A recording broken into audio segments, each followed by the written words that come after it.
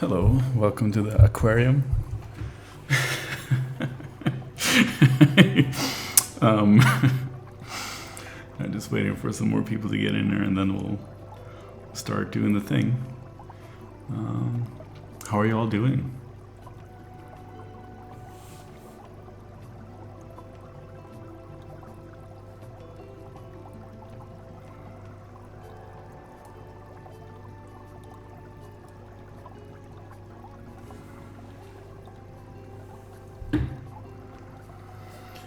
Yeah, social distancing does suck.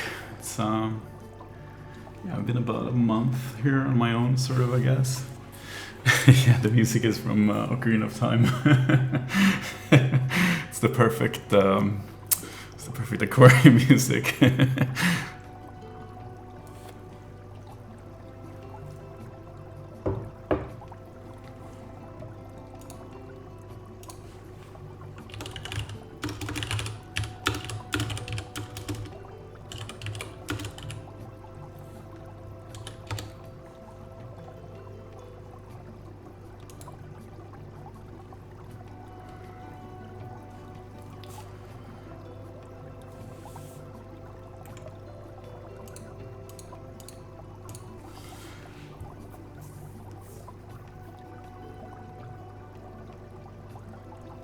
Yeah, it is a good soundtrack. I mean, a lot of the soundtracks were good. Or I don't know if it's nostalgia, but like, it does have that weird,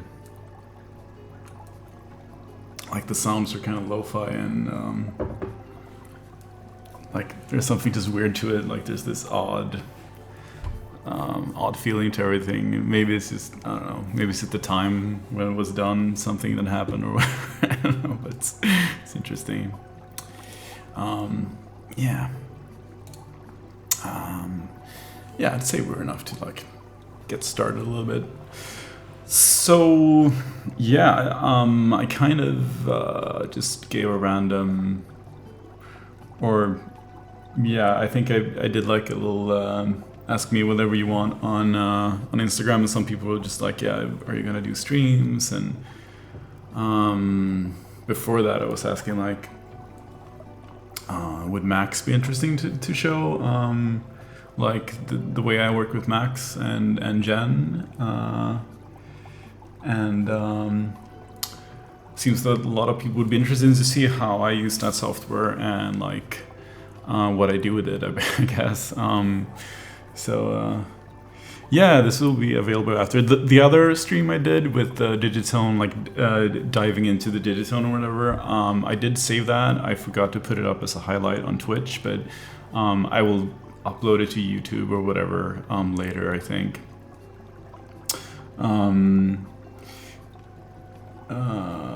Sitting in the dark talking to my Digitone keys. Yeah. That's good. I've been recording an album actually.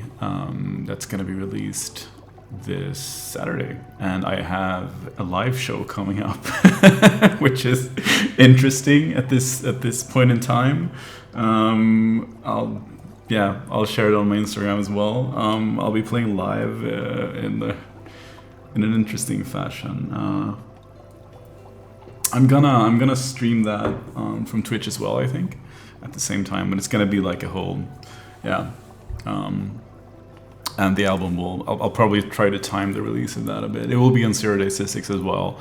Some like single digitone stuff, which I think is like, if you listen to the previous stream, that like harsher, compressed sort of noisy stuff, it's gonna be that. It's like a 12-track album of that stuff, so that's really exciting, I think. Oh, thank you so much. Mind Melt was fun to make. Yeah, so basically, is my mic coming in too hot, or is it fine-ish? It's a little bit loud, maybe. So yeah, I use Max at work at Electron, where I work, as a product designer. For those of you who don't know, I guess all of you do. What else would you be watching, I suppose?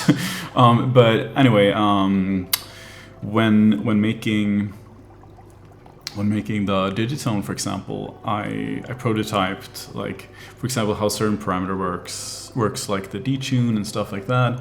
I prototyped the way it should be, like when you turn it on, what kind of happens underneath, so to speak.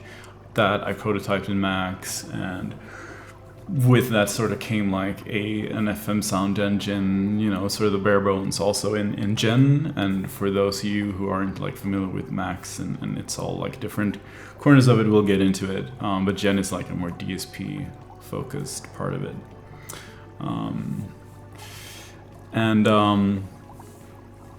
I've been using it for quite some time, and besides work, I used it for like making instruments for myself, or like tools, or there's this software I made called Hardcore and Softcore. That's a waveform generation tool, like making single cycle waveforms, and that's also made in Max. And I'll probably show some of that too. Try to like give a brief rundown of however that works and like some weird tricks.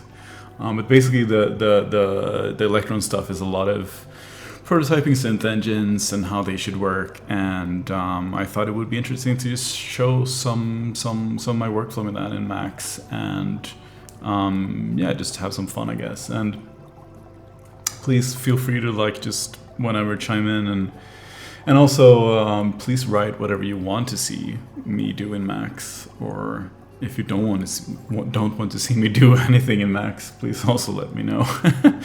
I'm gonna turn off these interesting, good, I like some aquarium ambience. Anyway, basically, for those of you who don't know what Max is a quite old software by now. It started out as a project at IRCAM in France, which is this academic. I don't know the word right now, but basically it's stemmed from like research, and from that also came Pure Data. Miller Piquet was involved, I think, from the get go, and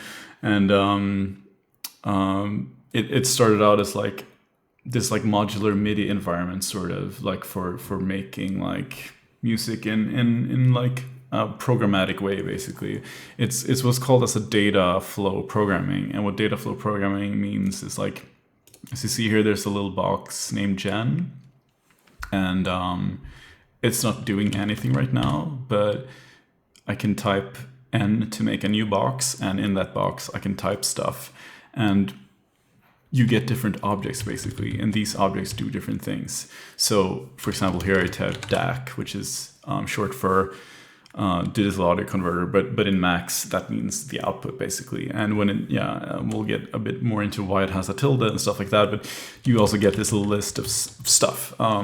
So there you see like audio output and on and off. So if I hit enter or click that, I will have added the DAC object, and then I can place that anywhere on my canvas. And to make use of that, I I press these little circles here, and that gives me a patch cable, and that can go to either the left or right output of my sound card. So that's sort of the basics of how things work, and it has like a whole myriad of different objects and stuff, and you can do everything from like really complex MIDI sequencing to digital sound processing, signal processing, like basically making a synth or an effect or stuff like that. And Max became kind of very instrumental in, first of all, like as just MIDI and sequencing as a tool. It was like very interesting because it allowed people to do things that were outside the scope of traditional software, or for example Cubase or a DAW, or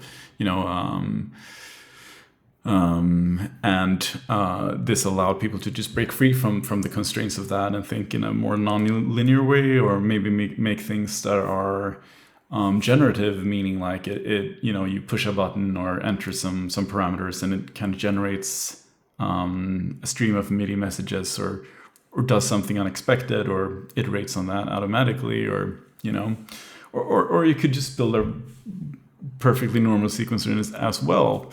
And over time, Max grew into dealing with audio.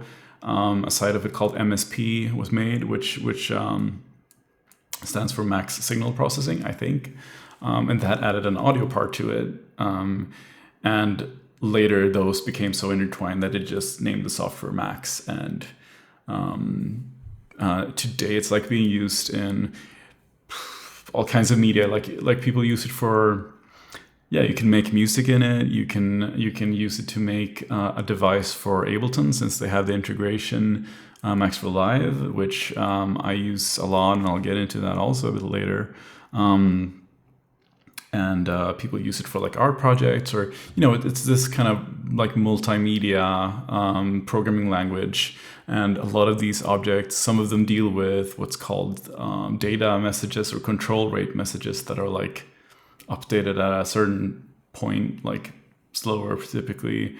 And then you have like a lot of signal messages, and these are updated at audio rate, depending on which side of it you use. Model cycles, for example, this FM Groovebox by Electron, that was prototyped by me in Max, and I'm going to show a lot of how I worked with Max to do those things with cycles. I can't actually show some actual Electron IP because I'm just not allowed to. But I mean, I'm going to go through a bit how I did it. And as far as I know, for example, some really famous users of it is like Autechre. They are famous for using Max. And I do believe that their more recent releases are mostly made in Max. If they haven't switched software or ways of doing things, I would assume that they still rely on Max. And one really important thing that Cycling 74, the company who makes Max, added to it a few years back is Gen. As you can see, I have two windows here. One is called Max and one called Gen. And you also have this object here called Gen. And outside of Gen, Max operates at a scheduling level. So you have like a certain interval where things are updated, and that interval is some period of time, I don't know exactly. But what Gen does is it updates everything per sample. So when you set your sound card or whatever to like a sample rate, that means that your software or DAW or whatever is going to operate on the audio that many times per second. So 48,000 samples and sample rate means that your computer or your DAW is going to process 48,000 samples every second. And you can sort of see that's what Gen is doing as well. Like a whole patch in Gen is like what happens to one sample, and it does that over and over again. You can configure vector length in Max. That's exactly. The vector length determines how often things are updated. You can sort of push the control rate of things and make it behave a bit faster. But I like to work in Gen because it gives you a lot of control over things in a finer detail, and for doing things that make sound, it's for me a lot better. It has like a granularity that is, and you can do things that have like so much detail to it. For example, like if you want to make an envelope that you want to interpolate the attack of to like reduce clicks, you typically want to have control over things at a sample basis. So per sample basis. So doing things in Gen basically means that you have like this surgical level to things that are extremely beneficial for doing things, just synthesis. So let's just show. So Gen can export to like C or C++, I think. and I have dabbled with that a little bit, and it's for like production, it's basically just a very inappropriate. You could potentially make like a VST out of the output, but I mean, yeah, it's kind of, it's cool, but it's like it's not something you can put into a commercial device, especially not the stuff that Electron does, because the Electron processors are quite old at this point. The ones we use, they are still like all of the audio stuff on them are running like really tightly.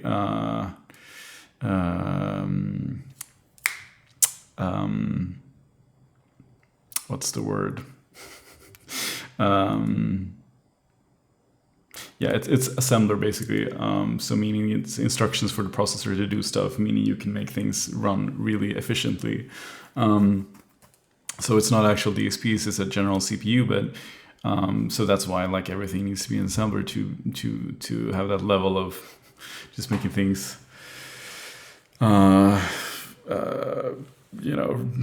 making things sound really good without, and just using all the resources possible and without like breaking the machine basically.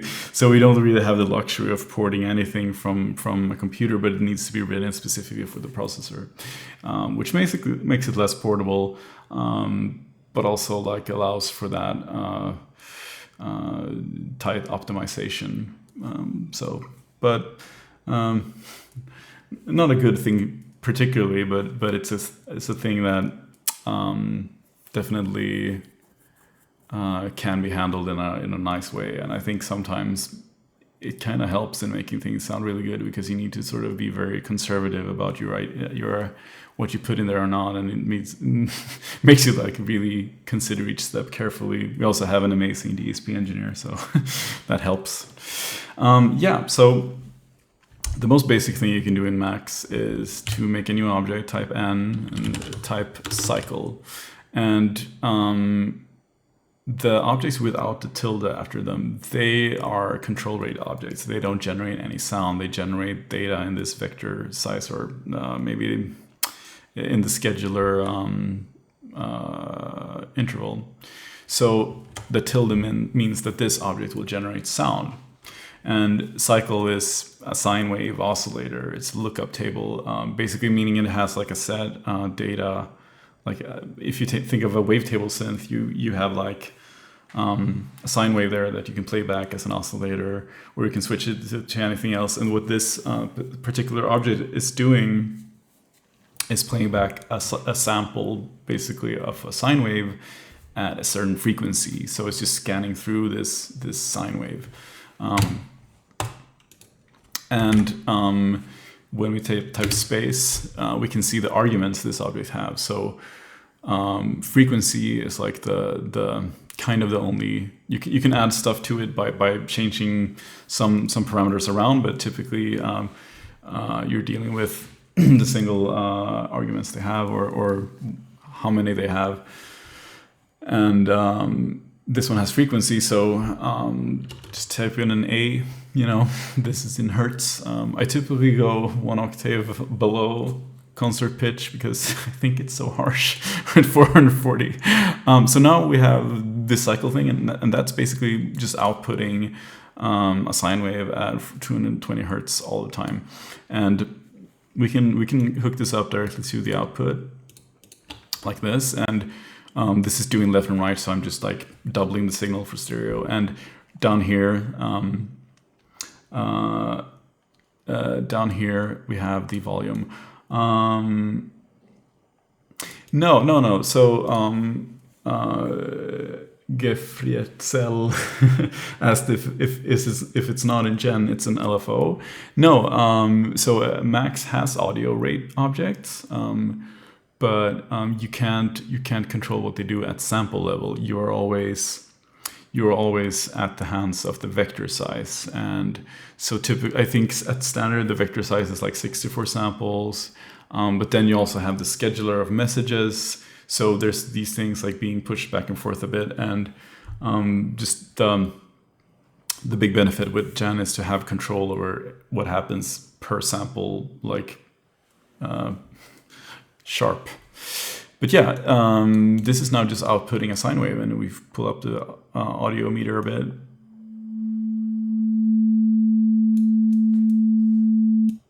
Yeah, that's a sine wave. And we're gonna replicate this object in Gen later, which is quite simple and very powerful. At this point, I like don't even remember how to use Max. It feels like I'm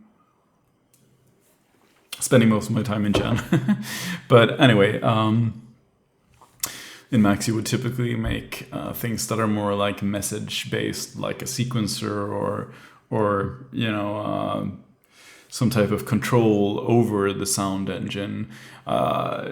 You could do everything in Max, really. Ignore Gen, or you could do a sequencer in Gen, or whatever. You know, it's kind of a programming language. You know, you can do whatever you want. But for me, that's kind of how I like to divide it. So I do all signal processing in Gen. So let's do that. So Gen. Gen, we're moving on to the other window. I need to get all my windows up. There we go. So Gen is a little bit different. It does have the same object called cycle, but it doesn't need a tilde because everything operates at per sample level, and everything is an audio object. So yeah. So this one will do the exact same thing. So as you can see here, Gen is an object of itself. So it has inputs and outputs, and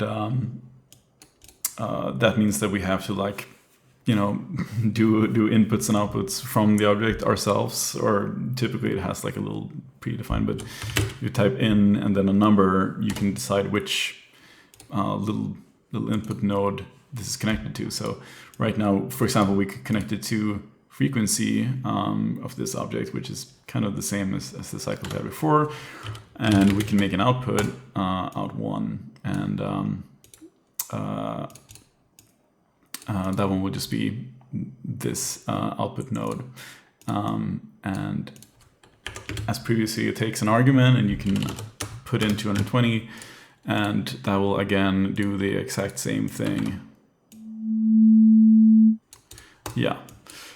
But we can now deconstruct that object and break it down into the parts that are actually doing the sort of work that because the object itself is, of course, like an assembly of different functions, mathematical functions.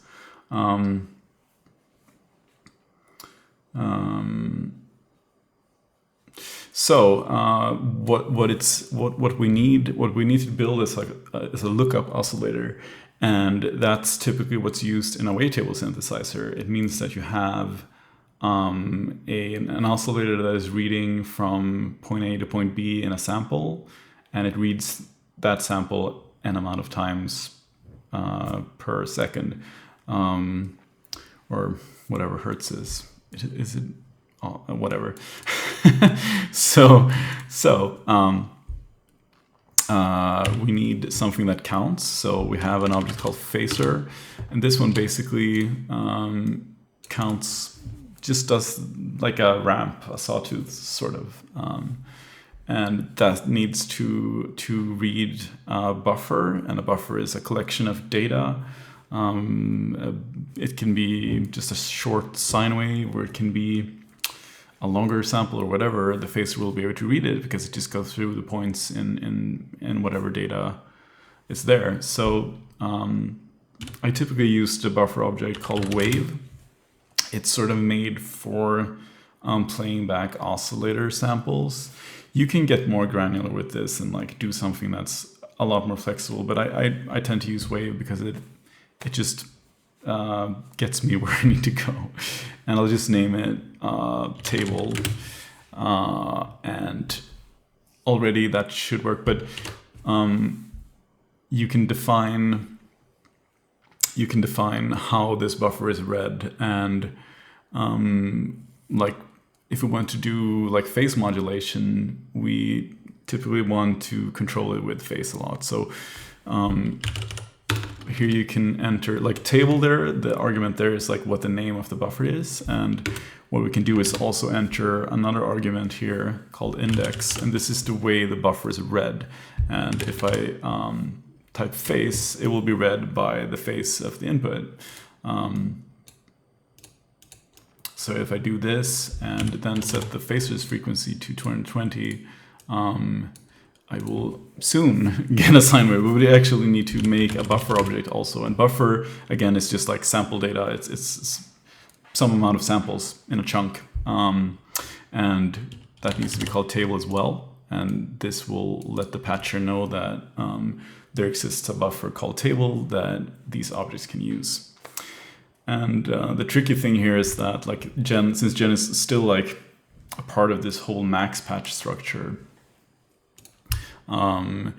we do need this like table, this buffer needs to exist in max to begin with. So the buffer object here again is the same thing, but it's with a tilde because it's dealing with audio, and it needs to be named the same thing. And typically I want to like give it, I usually say that it's going to be a type of amount of samples. I usually say 512. So I'm just typing samps. That's the parameter for samples. And now we get into something called messages. Like all these objects, you can control them in a lot of different ways. And one way to get them to do things is to send a message to them. So for example, a buffer, you can tell that to fill itself with different things. So a message would be fill, which is the command to say like, oh, you're supposed to do this. And then syn is basically just fill yourself up with a sine wave. And clicking that will do exactly that. And if I double click the buffer, I will see that it is a sine wave. And basically now the table here should be using the same data as we made here in max. Yes. And what we can do now is start adding things to this patch. Say that we want to make an FM synth, because that's always what we want to do, right? So then how does FM work? Well, phase modulation, like as is in the Digitone and cycles and the DX7 and kind of every FM synth ever made, except for, I think the Preen FM is actually a linear FM, so it's actually frequency modulation. The difference is kind of negligible. The only big difference is that with phase modulation, you can actually do feedback, which is really neat. So phase modulation takes, before the phase output reaches the actual lookup, you intercept that somehow or add to it. Basically changing the trajectory of the read of the table. So if you think about it like a linear read from just point A to B, the sine wave will be a sine wave, but if you somehow disrupt that, it will traverse the sine wave differently, and that will result in another waveform. That's kind of the basis of digital FM. And to do that, we need to add something to our phase output, the phaser output. And just by adding the plus, we're just adding 0 right now, so it's same thing. But what we can do is just duplicate this. So we have another oscillator. Can remove the plus there.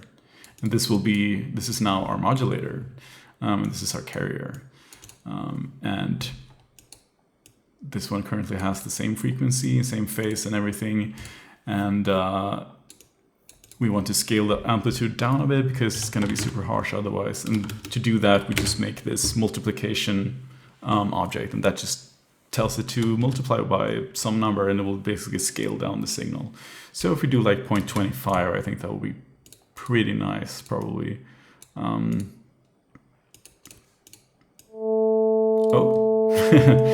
and then suddenly FM, and if we like point some less static frequency,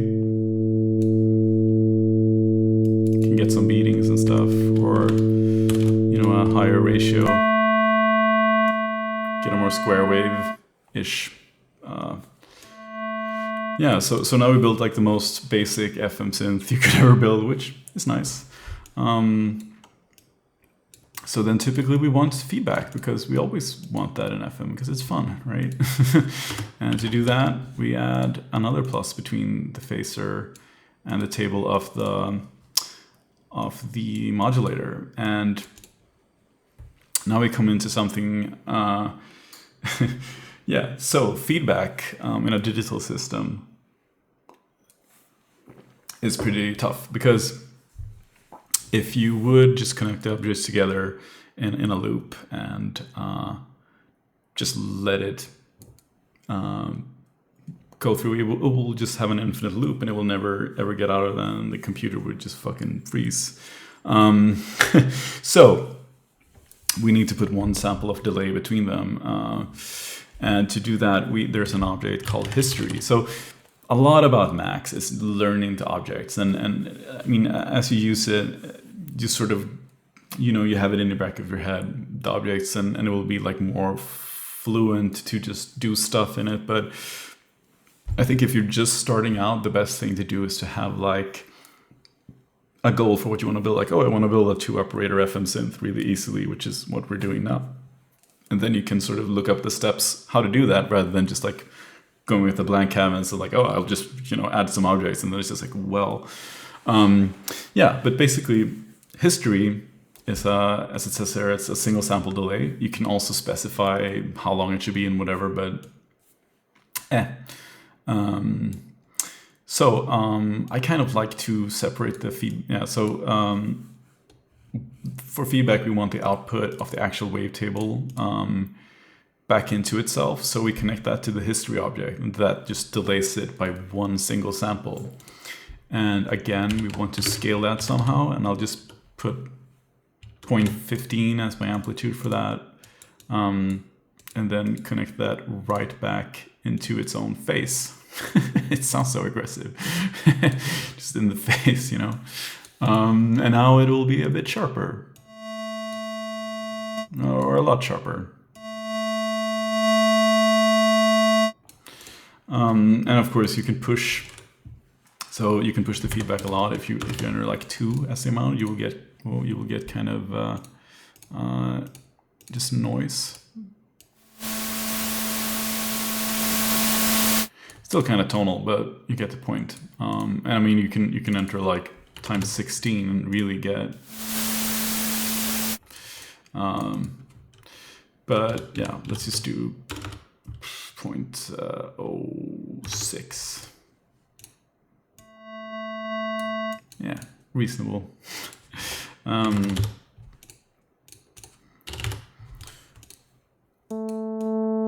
So yeah, now we built like a super simple FM synth basically, and right now obviously it's static. Like all of these, none of this will change unless I go in and type something and change the patch basically. And we want to change that. We want to build an instrument. We want something that we can interact with, and to do that, we're gonna use Max as the interface. And we're gonna be smart about it. We're gonna do macro mappings, which is like my thing, I guess. Like for the cycles, it's basically just a huge macro mapping of things. And typically when I do this, I tend to.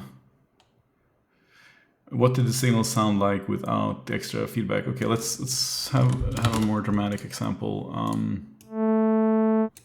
Let's do a little more of this. Some more feedback. So yeah, right now we have a ratio of 1:1, and that typically makes a saw-ish waveform. And if we remove the feedback from this, it's a lot softer. So basically feedback, you can sort of equate it to sharpness. It just kind of makes the source a bit more dramatic, if you will, or whatever. So yeah, what I typically do at this point is like I mess around with these different things. Like maybe I enter some 523 here and like feedback of a 1 and like a little bit of this. Oh, yeah, maybe I want to change, you know, this one. I want this to drift a bit. I have some sort of movement going on. I'm just trying out like different ways to interact with this and different ways to make like sounds and stuff. And from that, I sort of figure out how to map that. So, yeah, so exactly. Typically, you keep feedback to the modulating operator because that makes it sort of helps keep things stable. Like if you also modulate feedback to carrier, you can get these kind of chaotic relationships, which are cool, and I think that's kind of like part of this like modularity, right? Like maybe we want that. Maybe we want to like we can just ad hoc like add that. The same as here. I'll just copy this over. I'll just do like this. Connect this history. Oh, so messy already. Back into this. And like this. So now we have and a bit more.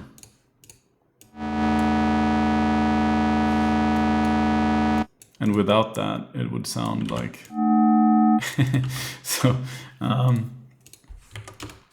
You can definitely get a lot of cool stuff with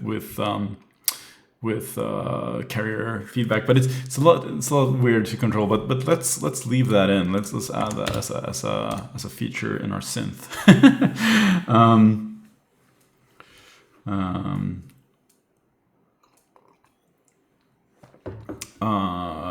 If I've ever questioned my sanity while listening to these FM drones, well, I mean, I've spent a long time just listening to like.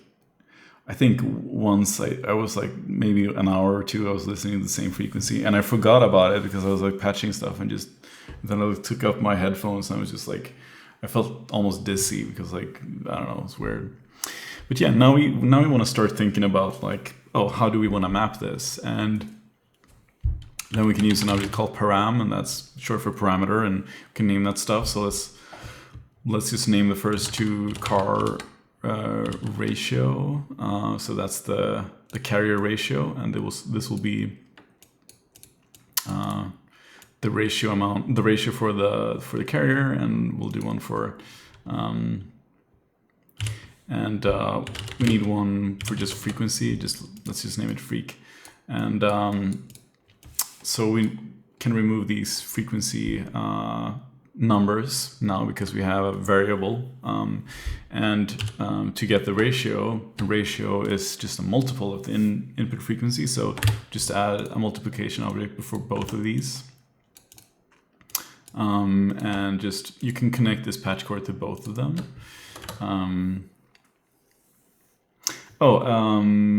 To do this like nice segmentation of patch cables for routing stuff, oops, yeah, you can enable that in the settings. It's called segmented patch cords, and it's quite nice. So yeah, these are our ratios, and here I'm just connecting this to the input value too, which is the multiplication amount, and then we have just double this parameter and call it mod ratio, and it will be the mod ratio, and now we have control over that. And I mean, that part is very simple, obviously, but then we want to think about like macro controlling, and one like very classic thing you can do with two operator FM like this is to think about like maybe we can bundle together the modulation and the feedback somehow for the modulator. So let's think about how to do that. And obviously we will need control over the amount of the feedback and the amount of the modulation. So I'll remove the static numbers from those and replace them with parameter objects. So we'll name it param mod, or just maybe AMT for amount, mod amount, or yeah, you know what? Yeah, depth maybe, or mod, good. Whatever, it will all make sense. Yeah, sorry if this is already a little bit messy. There we go. And then we want a parameter for the feedback, mod feedback, FBK, like so. And yeah, we'll just do this for everything. And same with, let's add the carrier feedback too. So now we've cat feedback. Yeah, it could be a cat. What's the best FM cat you ever heard? Okay, so now we made everything variable, like everything is controllable from the outside, so to speak. Which means that it's not static anymore. It will, do stuff when you tell it to, which is always nice. And how you do that is with a message object. Again, like as I said before, you can like send messages to objects to make them do things. And since Gen is this big object, you can basically send like a bunch of messages to control all these things. And then what you do is you type in the name of the parameter, like frequency, and you type $1, which means that this is the first number being sent after this message. It's a variable number. So when I connect a number to this message and that number makes that message send itself, it will be sent freq and then the number telling this parameter what to output basically, or this parameter object what to output. So for this one, we want to input a float to the frequency, and float is basically just a number that has like possibility of having decimals. And to add that, just like press F and connect that, and we can also view how that looks like in another message object. So as you see, it gets sent as freq, and then whatever number here is going on. And what's essentially happening is every time I send this in, it sends a bang, and that's like something. A bang is like this object, and that's like basically a message being sent telling the other message that like, hey, I'm sending to you or whatever. So lots of banging going on in Max, but cute fish, thanks. It's my buddy. In these times of social distancing, you need some fish to keep you accompanied. Yeah, so if I send that in now and send 220, both of these will have 220 times something, but and I think it's gonna be, no. So right now it's sending out 0 hertz because we haven't changed the ratio. So we'll just go ahead and do car ratio, the ratio of cars, and we can make that a float too, because why not? Typically you want to keep that as like 1 or whatever, but it doesn't really matter. So now we should have some, yeah. So now we're back to square one. So I'm just gonna like do all of these different little parameters. Is it something that's like unclear, or are you bored, or do you want to see something more? I don't know. Let me know. I'm an open book.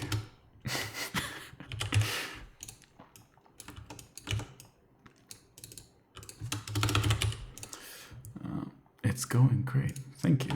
I'm happy. I'm having fun. My dog is bored. Oh, what kind of dog do you have?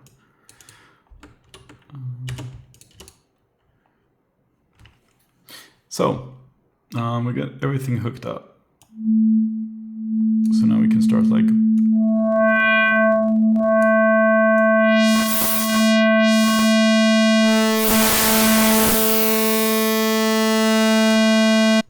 So now we have like a synth, sort of, or like a really bad drone machine, but yeah.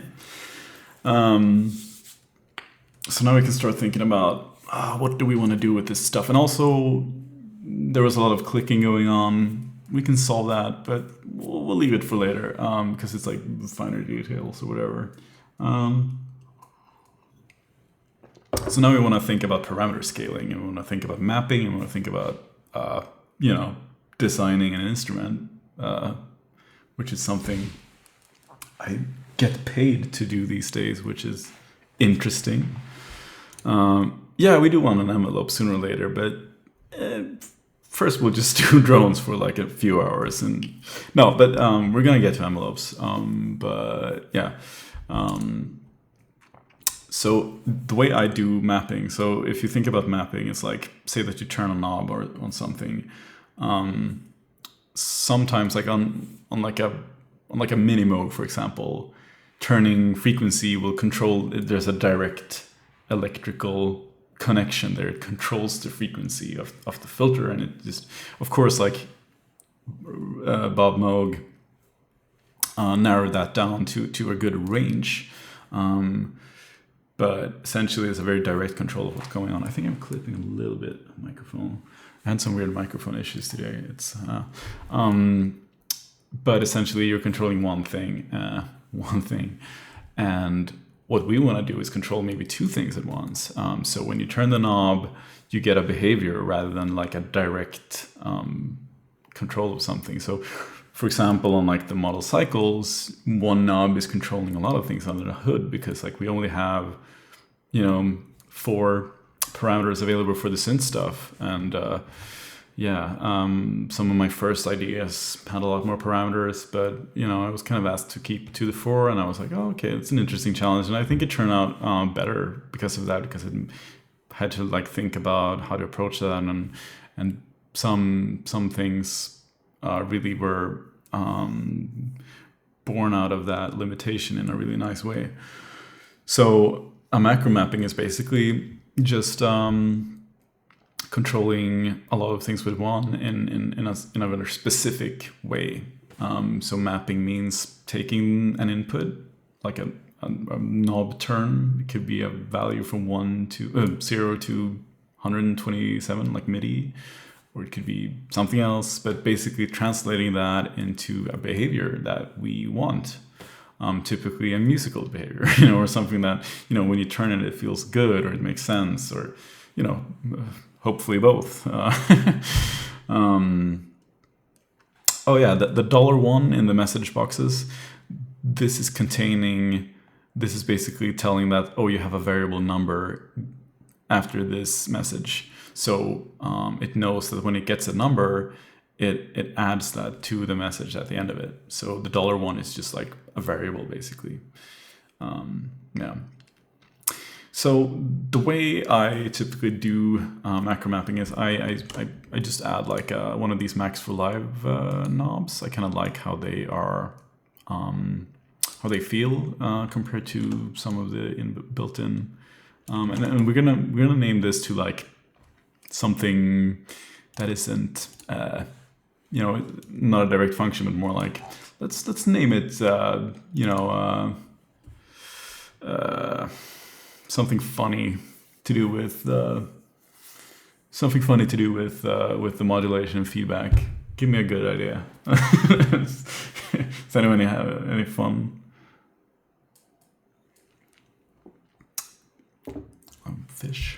Fish, of course. Sassy. Oh, sassy is really good. Sass. It's going to be the amount of sass. So this is the amount of sass from the synth now. Love this. Kind of wish we. So this one now goes from 0 to 127. This is the typical MIDI range of stuff, and we could just choose like anything from this, but yeah, 0 to 127. Let's do that. It's kind of 7-bit. It's kind of like, it's a bit comfy. Typically, I kind of do like just a float number from like 0 to something, because, well, let's do that because it's a bit easier if you have like I try to think about the mapping in like steps. So let's say that we have, let's say we have 0 to 1 in a float. So as you can see, it added 2 decimal points, and we have from 0 to 1. And it's just a bit easier to think about, I think, because like 0 to 127 is a bit weird to map out sometimes. And if I connect this to like the for example, the mod, Let's just turn everything down.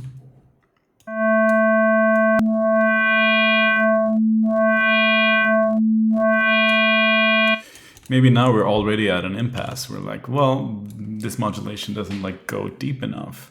So then we need to think about how we read this information from the knob. And one thing we can do is scale it differently. Like this is the most like basic way of changing or mapping. And there's this object called scale.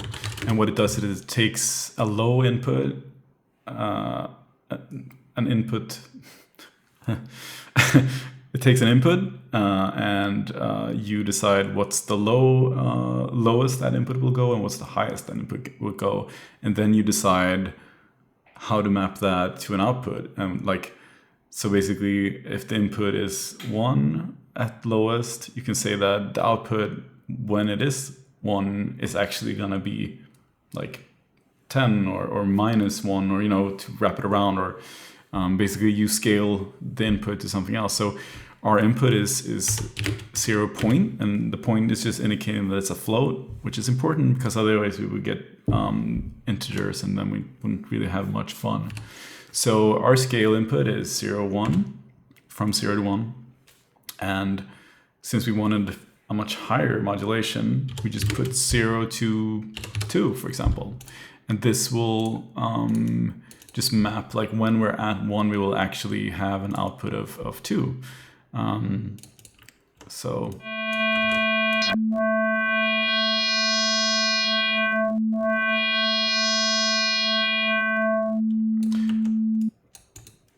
now we change the behavior of the knob without like changing the knob. So we're just basically scaling the way it behaves towards the mod. But we want something that is a bit more sophisticated, or maybe around like up until this point there wasn't really much going on. Do we need that granularity there? And that's sort of what you think about, is like, how does it actually feel to turn the knob? Was like from 0 to 0.5, was that pleasant or necessary? Maybe it should be weighted more towards like, should have a finer control at the upper levels, because like that's where we want to like regulate things a bit more or whatever. And that's when we start to need to think about like mapping in a time domain rather than just like saying, scaling stuff. And I typically, let's just delete the scale object. I usually do this with an object called function. And what function does is it allows you to, like, for example, like automation in a DAR, or like drawing an envelope or stuff like that. You can enter at a point and add some more points, and that allows you to make this function, and that can be used for. You could use it for an envelope or a lot of things, but you can also read from this as like a table of data, and that's typically how I do it. So we need to enter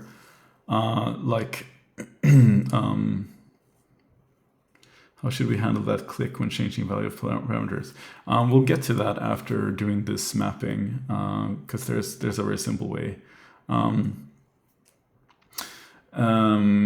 So we have a resolution for the x-axis, and that's basically how far we're going, and we're going from 0 to 1.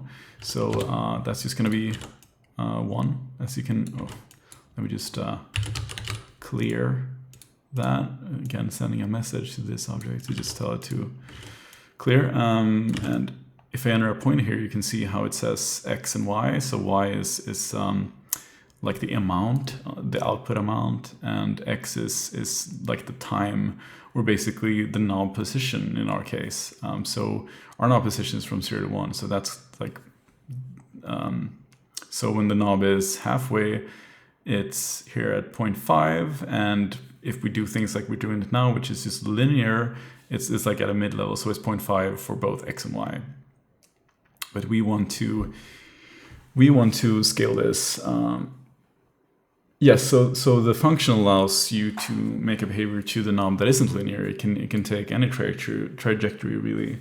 And what we want is to, as the mod is increasing at a certain point, we want to engage feedback also to like have that sort of double functionality in this one knob, the sass. The feedback, adding the feedback makes the sass. I'm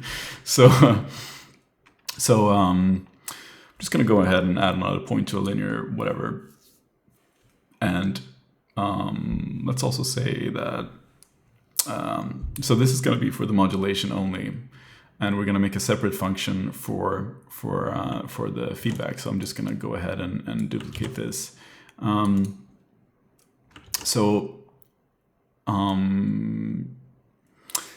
Since the feedback is going to come in later in the knob turn, we want the max of modulation to reach sooner. So let's say that is reached at 0.6-ish. Usually I enter this via messages. I think it's like you can make a very specific, like at this point, blah, blah, blah, but let's just do it a bit freehand because we're just testing things out. It doesn't need to be. So if I add another point from that, you can see that as it reaches, I'll just connect this. If I just connect this directly to the function, you'll see that when I'm around 6 here, I will reach 1 and it will just stay at 1. So that suddenly gives us something to do at the rest of the knob.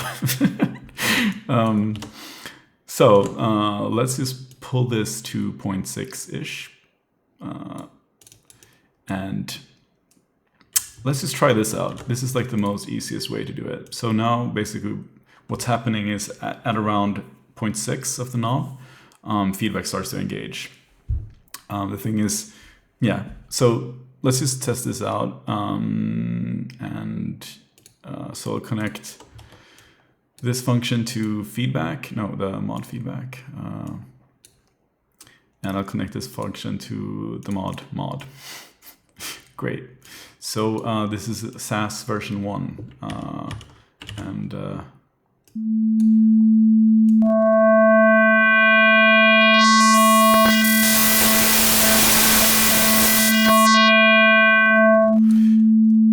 Yeah, and it's something we have like baked in a lot more functionality into one knob.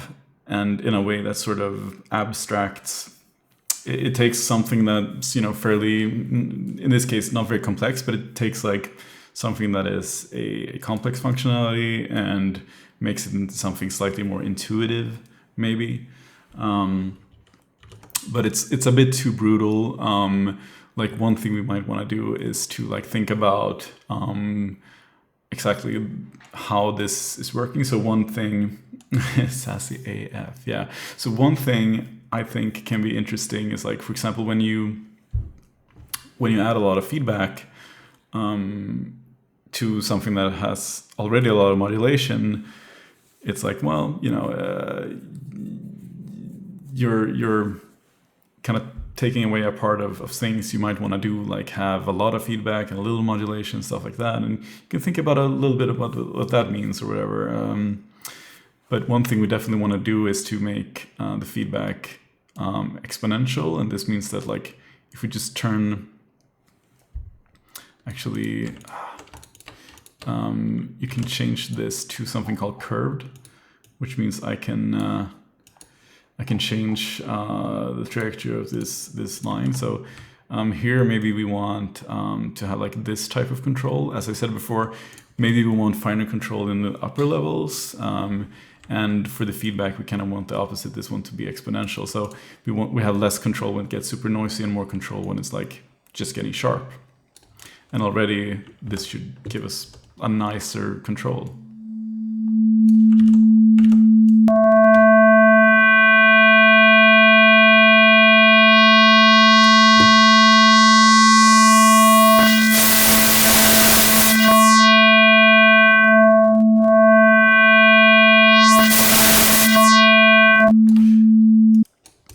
So now we have like something that feels a bit better to use. I think this one, I think the function for the mod was a little bit too steep because it kind of had a point around 0.5 or whatever where it kind of lingered a bit too much. So just need to tweak that.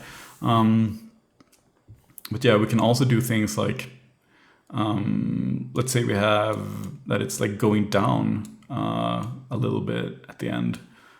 This can be quite interesting too. Like, say that we want something super noisy, but we just want a little bit of noise in the signal. Like I think that's a nice thing in FM. So, like for example.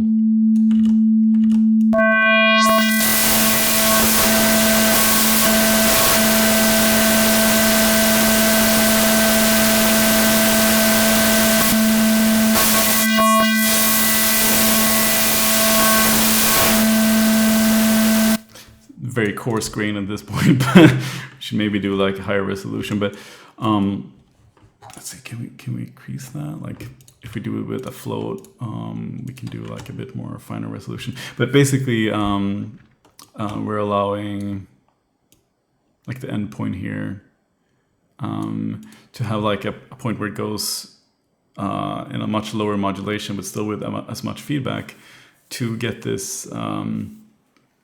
Be able to like reach a point where we're just introducing noise into the signal or whatever. It's about just thinking about like what do you want to do with this type of synthesis or whatever, and trying to find a mapping for that makes sense. Or it's finding some sort of limitation in an open system and applying that in a musical way or something that's like interesting.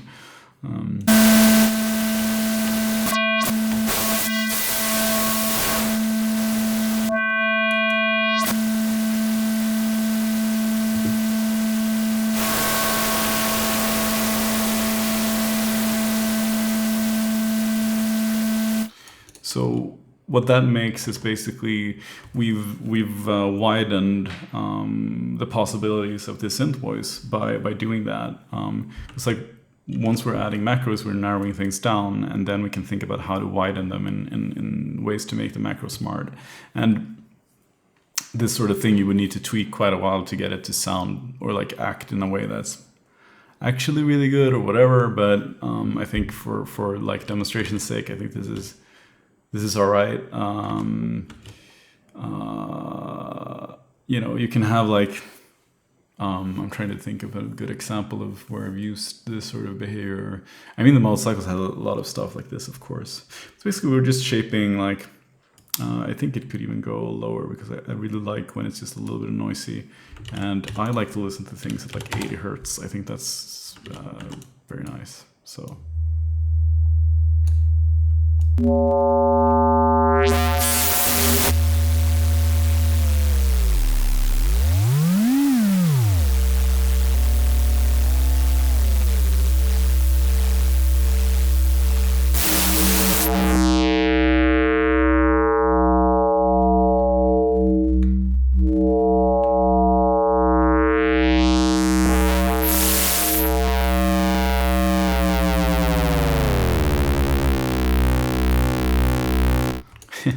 The worst drone synth. Yeah. So now we made a little macro mapping. And we could probably spend months perfecting that until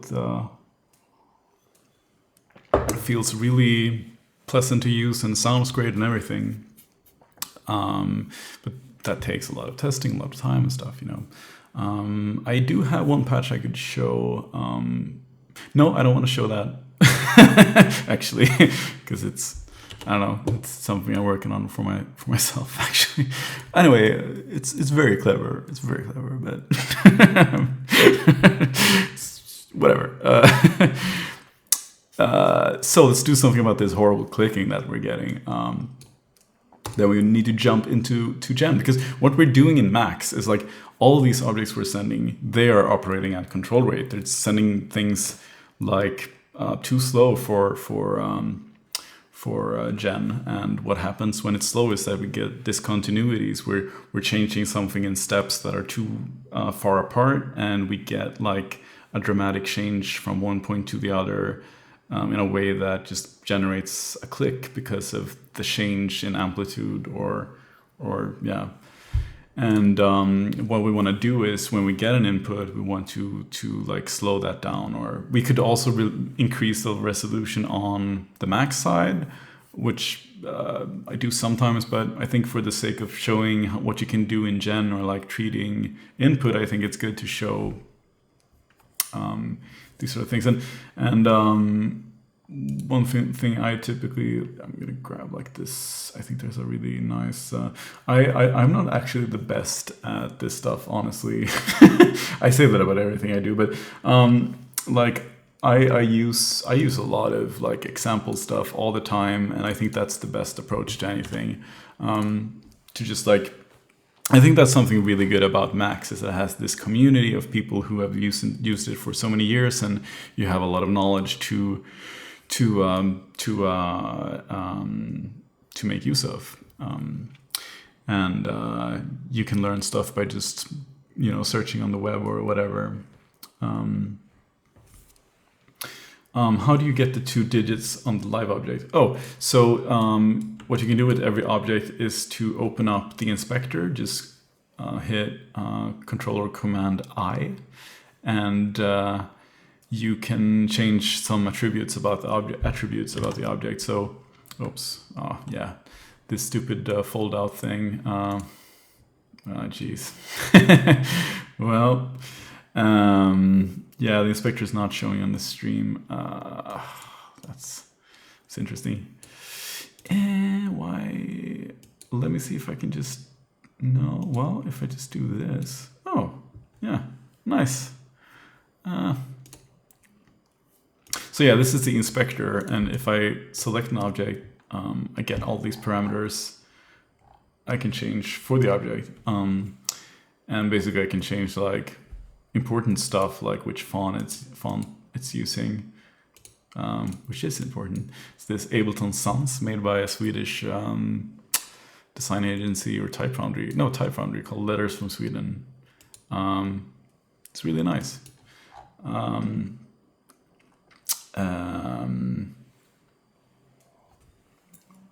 Here you can set a bunch of stuff, change the name of it, the type it's outputting. I've changed from int to float, and that basically does that.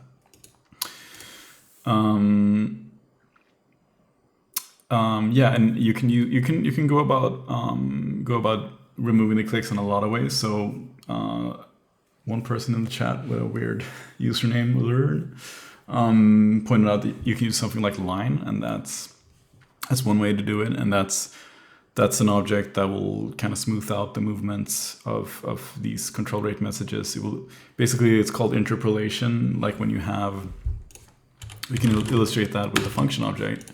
So like say that we have this sort of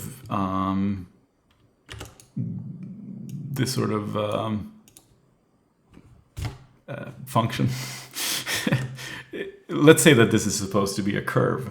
Like when you're sampling audio digitally, you have like static points at each step, and sometimes the resolution might not be enough. Like say that your sample rate is lower, you get that sort of lo-fi sound, and that's the resolution not being enough to reproduce the sound in its like original form.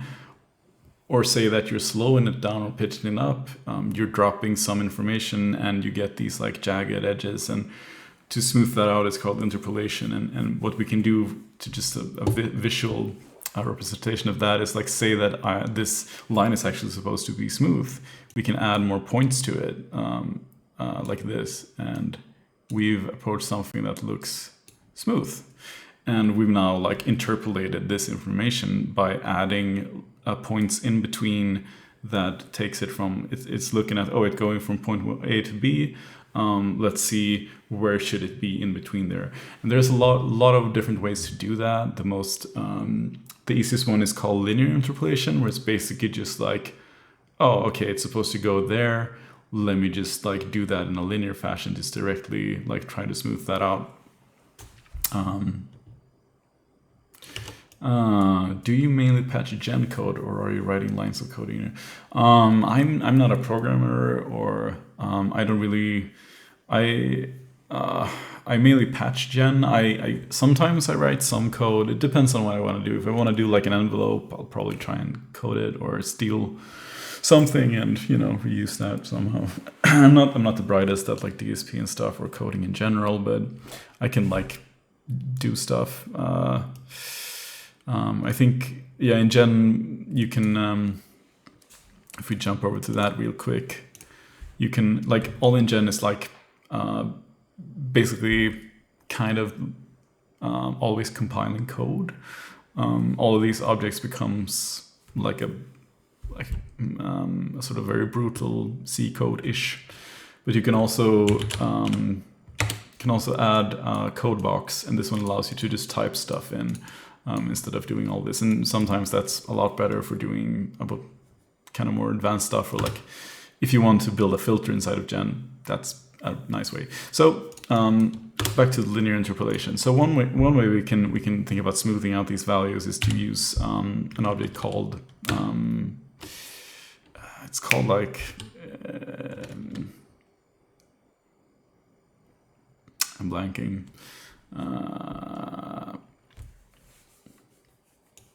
I thought it was called smooth, but smooth step, is that it? Maybe that is it. No. Yeah, sort of.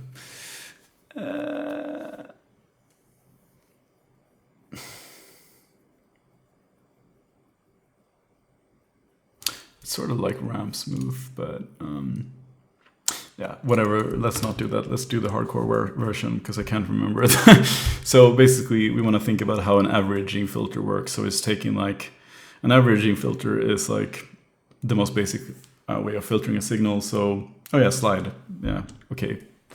Slide, thanks. An averaging filter is taking the previous sample and just multiplying that by itself, and then like by that way making a filter somehow. That's like probably the worst explanation ever. I can't exactly remember, but how to do that is to make an history object and then multiply that by itself somehow, and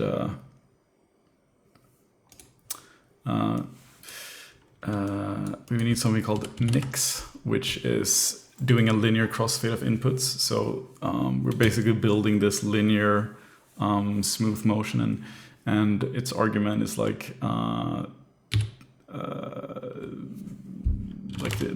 factor of smoothing. So basically we are connecting that to itself, which is doing this like, basically it's now gonna do a very simple averaging filter and smoothing stuff out.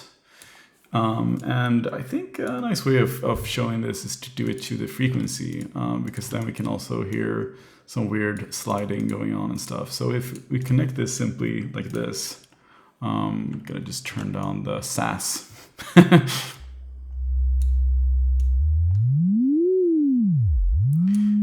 We've now gotten rid of the clicks, but we can also like do it more dramatically. Oh, maybe it's the other way around. Wait. Yeah, if I enter a if I enter a very high frequency, you hear that it's like sliding.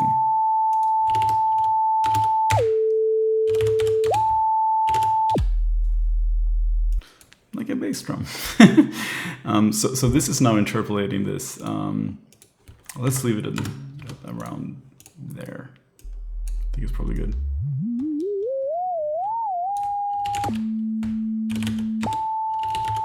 Yeah, it's very fast, but this is now taking the input and smoothing it out, and we can add that to all of this. Although like something that kind of takes up a lot of space, it's quote unquote the nicer way to do it. You should do this in any regardless, but another way to do this, which is like a little bit faster and easier for and like kind of neater, is to add something called line. And this is again like this is a linear ramp generator, and what we can do with this like is to tell it like yeah, parameter portamento is just to say like input, like say, I haven't used line in like a million years, I feel like. I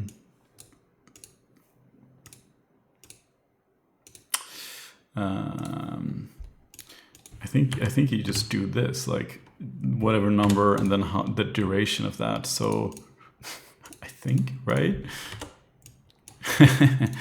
I'm always doing these things without any preparation, so bear with me. And I keep forgetting stuff all the time. But basically what's happening is we're entering this... wait, we can't do this. We have to...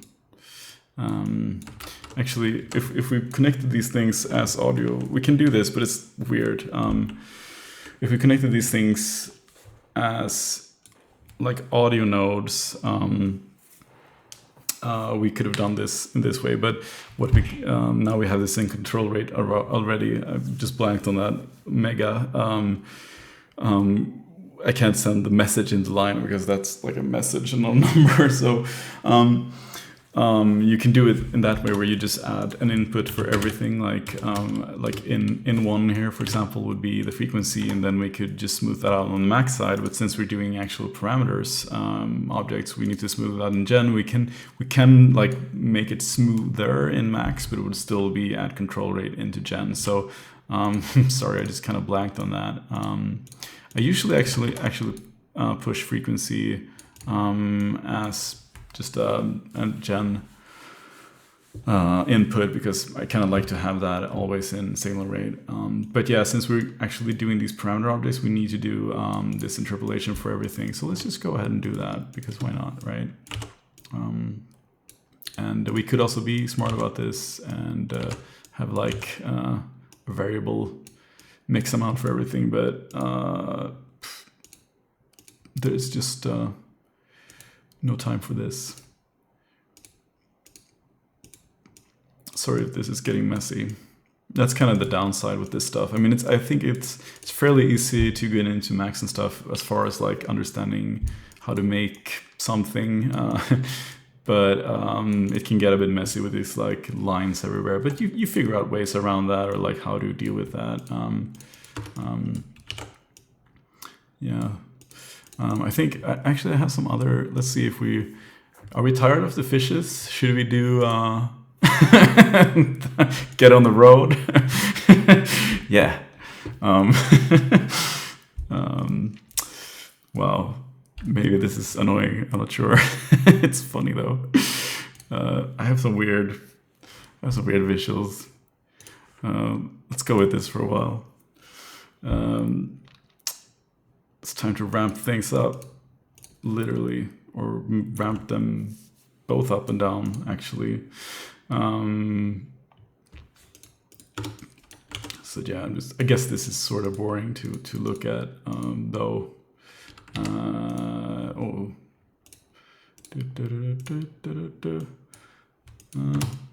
Let's do this. Oh God.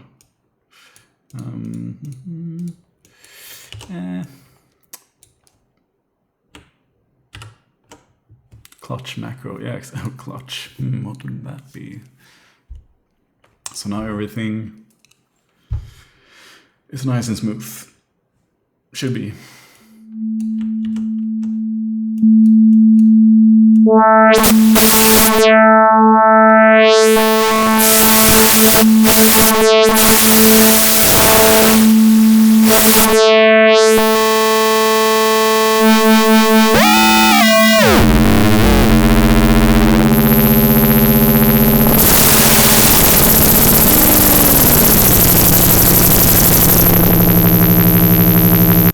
It's like the engine noises.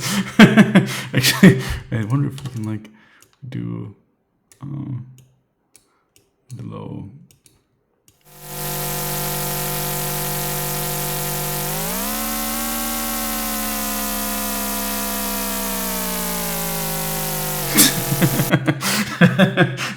Kinda car-ish. If I have a synth design philosophy, it depends. It depends. I mean, it depends on the synth, really. I mean, typically I like things that are a bit simpler or like scaled down somehow. I like when things are intuitive and fun rather than like modular, I guess. But it depends. I mean, I do like making things in Max, like that open-ended thing. But I do really love things that have like a really simple, like a good old MC202 is like one of my favorite synths, because it's like, I think they've made a really good job of deciding what goes on the panel and what do we cut out, and like what's the ranges of that, and by doing that, scaling it down to that fashion, I think it becomes an instrument where it's very quick to pick up. It's always nice to have that on your desk and just being able to play it without like thinking about what you want to do, or think about like how to do something, but you just do it. And I think for making music for me, that really helps. Like I focus so much more on the music rather than like tweaking a sound, or even though I enjoy that, I just you yeah yeah, you're taking away decisions, and you're sort of making that a bit easier, or trying to apply some ideas to taking like a complex function and making it to something a bit more intuitive and playful, maybe even. I think one of my synth design philosophies is to like make things adventurous in a way. Like when I was doing the digitone, there's this like whole stigma around FM synthesis, right? That's like, it's really hard to just tweak stuff without it sounding like this like mess of a metallic, noisy whatever. So I guess one of my things I really wanted for that synth was to be able to tweak things and just see where that takes you. And I think that's something I like about a lot of synths, is this like, I guess you could call it tweakability. I usually think about it like in the little adventure where you can, explore stuff without having to think so much about all the different things going on. Like I can just tweak something and that will take me to some point, and then that leads me to tweak something else, maybe, but not in the way where I need to like balance those two things all the time. It's more about like constantly exploring. So instead of going back and forth, maybe you're constantly going forward, or so I think that's like something I tend to want to do, is like this like explorability, or like an instrument where, or a synth where like tweaking a knob gets you somewhere, and in a way that's not like intrusive or problematic. I heard the MC202 sequencer sucks. It's like one of my favorite sequencers. I love making melodies on it. The MC202 is funny because first you enter the pitch and then you enter the rhythm. So, which means that you can sort of keep changing the melody a little bit by just changing the rhythm, or vice versa. Or no, not vice versa, but yeah, the 303 is sort of similar, but like less granular. I don't know. For melodies, it's been working really well for me. Although if you have like something in mind that you want to do, or like if you care about doing things that are like rhythmically sound all the time, it can be tough, but it's a really fun sequencer. I think I do love it for melodies, and I think it's weird. It's hard to understand. It's not really. It's a bit brutal, but I think if you give it a lot of attention, it really grows on you. Why does param mod ratio object have the history object rather than the mix object? What did I do? Param mod ratio. Oh, because I guess I made a mistake. It doesn't really matter, I don't think. There we go. I made a mistake. But although, I mean, history and mix, they kind of contain the same information, just one sample before or after. I made a mistake. Yeah. What should we do now? We've done the SAS. We have some carrier feedback. I mean, ideally, you kind of want to scale all of these things. Like the feedback, you want to like blah, blah, blah. How long did it take to develop the digitone from the beginning? Well, well, I mean, the total team, if you want to, yeah, I mean, the total team is like the whole company. Like, but it sort of started out as just like the Digitakt doing really well, and we were like, oh, let's make a synth in that format. And in my head, I was like, this is my moment to make the FM synth of my dreams. So I was just like going to the meeting, like, I have this idea about an FM synth. It should be this. And people were on board and really nicely kind of let me take the lead on that. And everything is sort of collaborative at Electron. So basically, I was just like laying out this idea of this 4-operator FM synth and why that is like good for the market at that point of time, and like that's like, you know, a sensible project, and this is how we could do it or whatever. At that point, I had a lot of ideas already, and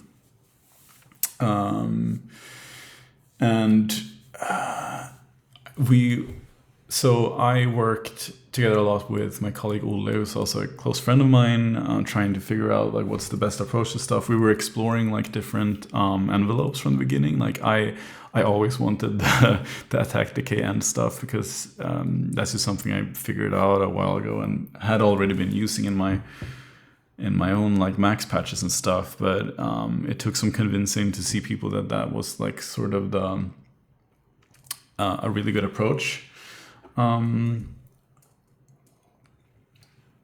Because like a big part of the Digitone was to scale things down and make them usable in some ways, and a lot of the time you have people being afraid of limiting functionality. And personally, I always see that as like something that's usually good if you do it the right way. I mean, an instrument is really just what makes an instrument is limitation, and what that makes that, so to speak. And yeah, we worked on that stuff a bit, exploring some different ways of solving things and kind of doing that in Max and whatever. And I spent some time like figuring out the mappings of stuff. I think I laid out like the parameter layout, what I wanted it to be, and then we thought about like how to map that and stuff, and it all sort of you know came together. It took 6 months to do it, like, which is pretty crazy.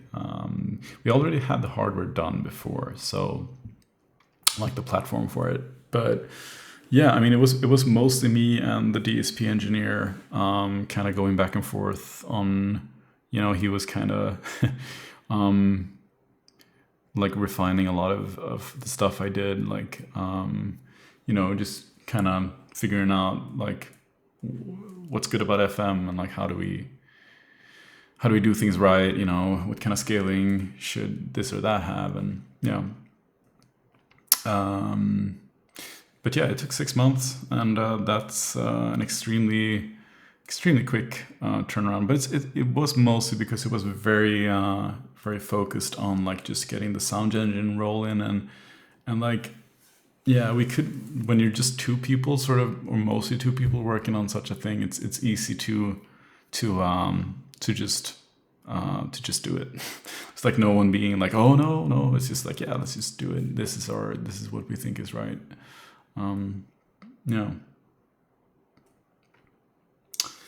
How much do my ideas change or need to be adapted in the Digitone, for example, between the max patch? Not much changed on the Digitone. Let's do another. I have another funny. Not much changed in the Digitone. One thing I really wanted was feedback for several operators at once, and we could not do that because of limitations in the processor architecture. So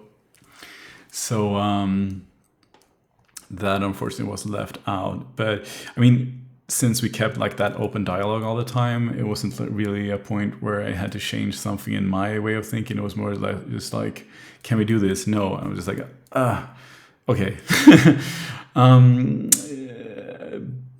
Yeah, but in terms for the cycles, that is actually much more complex than the digitone in terms of how it works underneath, like many folds more.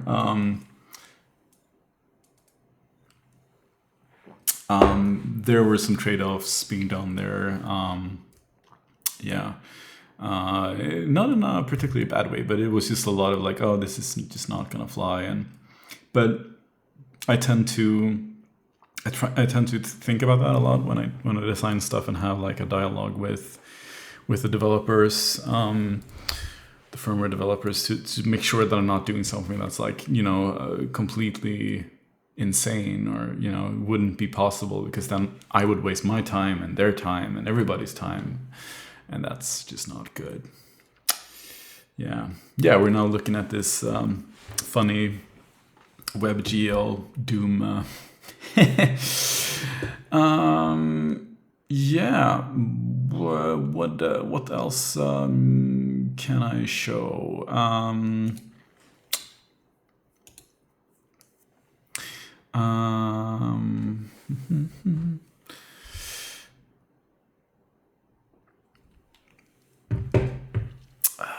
Do we have any requests for stuff that would be fun to have a look at? I mean, we could make an envelope for this and like make it play a little sequence and stuff, but maybe some effects. Oh gosh, effects are so tough. But we could add like a weird delay thing. We could do that. Just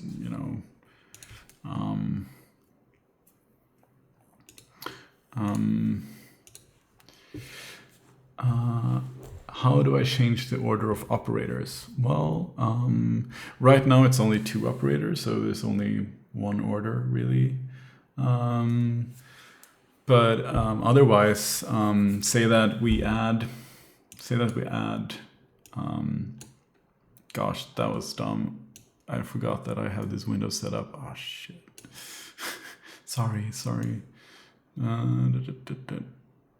Yeah. This will be archived, yeah. I guess it became a Max tutorial. That's good. So yeah, I mean, say that we added another oscillator here, and we want to like be able to change between that somehow. We can use this mix thing and then mix between it being on and off or whatever. But I mean, we could just also hook it up somewhere here in the chain, and that will make it multiple operators. An algorithm, 2 operator FM is not really an algorithm, is it? It's just, yeah.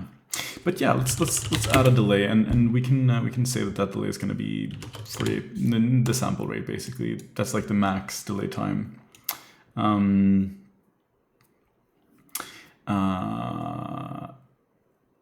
Make AM.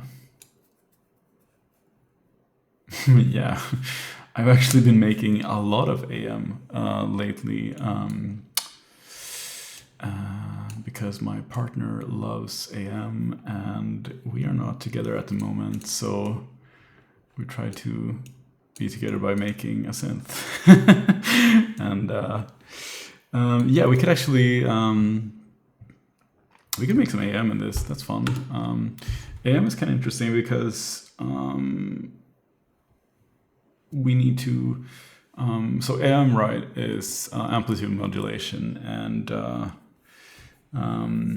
let's do the delay thing first. I think that would be cool. I think we should add delay in the feedback thing. So let's add this, set it to like a max value of 48,000, and then we'll do a param of like del time, whatever, set a history for that, and that one should probably be something.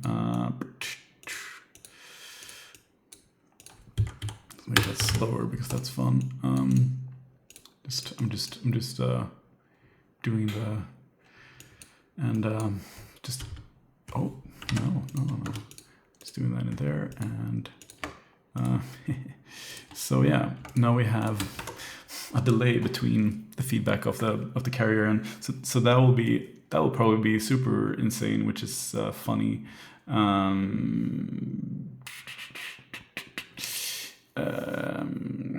And that one, the delay should also have feedback, because I mean feedback is fun, right? So let's just put that into a history. Like this is when Max is getting like fun, right? Like when you can just like, oh, I'm gonna just try this crazy stuff. Yeah, and I also want a filter. I'm just gonna grab one of Cycling's like kind of very simplistic.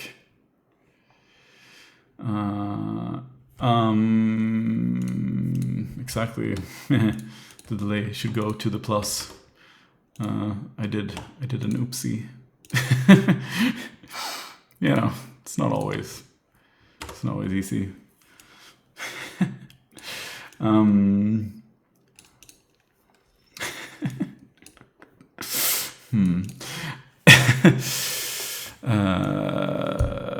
Yeah, okay, let's make a filter. No, wait. Oh, okay. I really want a filter here, but it's gonna be really. I can't like talk about how it works because I'm terrible at that stuff. Let's you know, the thing is, what's great about the thing with Max is that there's a bunch of nerds who's already done the work for you. So I'm just copying and pasting from the examples. Oh, here's a low pass, one pole low pass filter because, you know, and here's our frequency. I just call it filt for a Q. So yeah, I mean, honestly, a lot of the stuff I do is copy pasting example stuff and changing that into a way that works for me. And that's what's great. I mean, someone was asking before about like max versus pure data. And for me, one of the biggest reasons why, one of the things for me, which helps me with using Max is like all the people are using it. So many people are using it, and that means that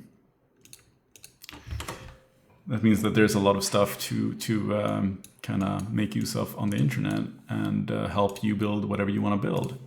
And I mean, you could essentially view it as this weird like modular synth where you just grab these different things and put them together in ways that works for you or whatever. So anyway, now we built a weird delay with a filter and stuff. Oh, now I'm okay. It's gonna be messier. But this okay. This kind of patching is messy. It's fine. So del time and del fbk and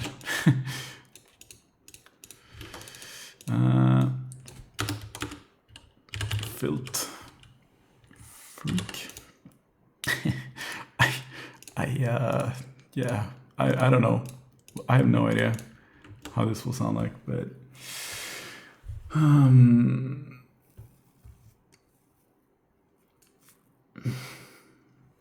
yeah, God bless the nerds.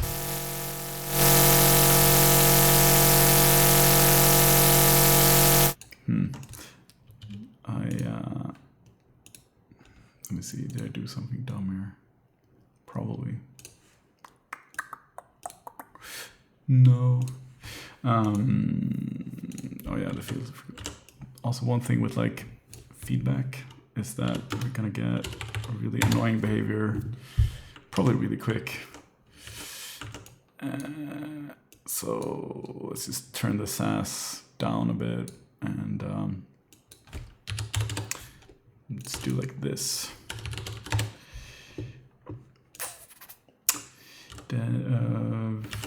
No, that's okay, I think.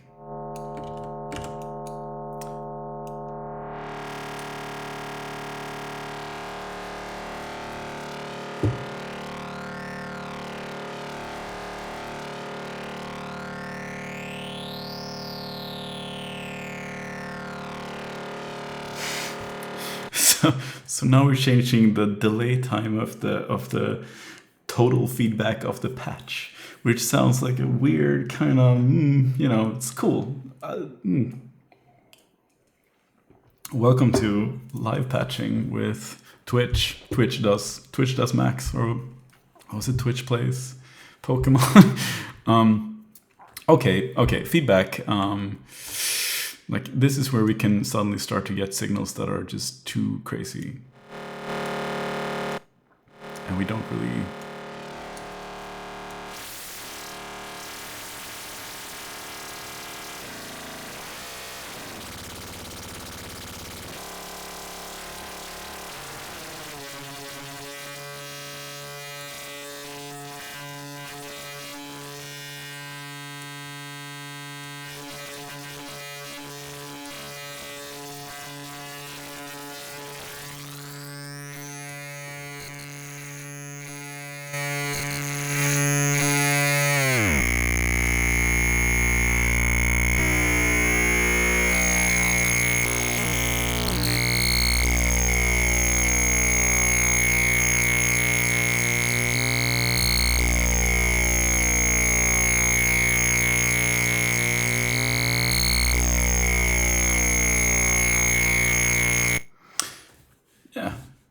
Pretty neat. I don't think the filter is doing that much. It's not steep enough, but it's always good to filter somewhere. I wonder what... okay, let's try a bit more.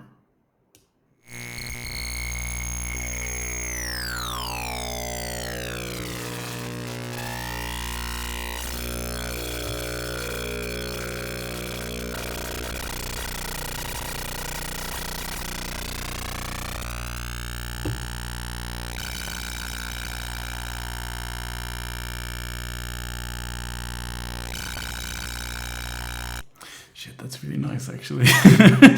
Sorry, I'm just getting lost in like this patching. This is pretty dope. Like,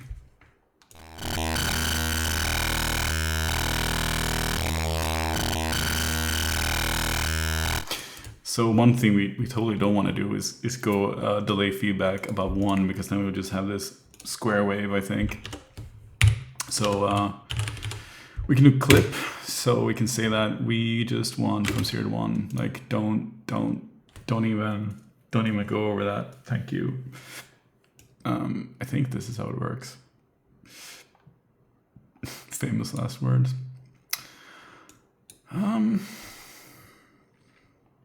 Why did I? Oh yeah. Okay, I see. Yes, it is. Thank you. It's good that people know more than me in the chat. And we can also just change this object to from 0 to 1. Actually, well, no. Well, yes, from -1 to 1.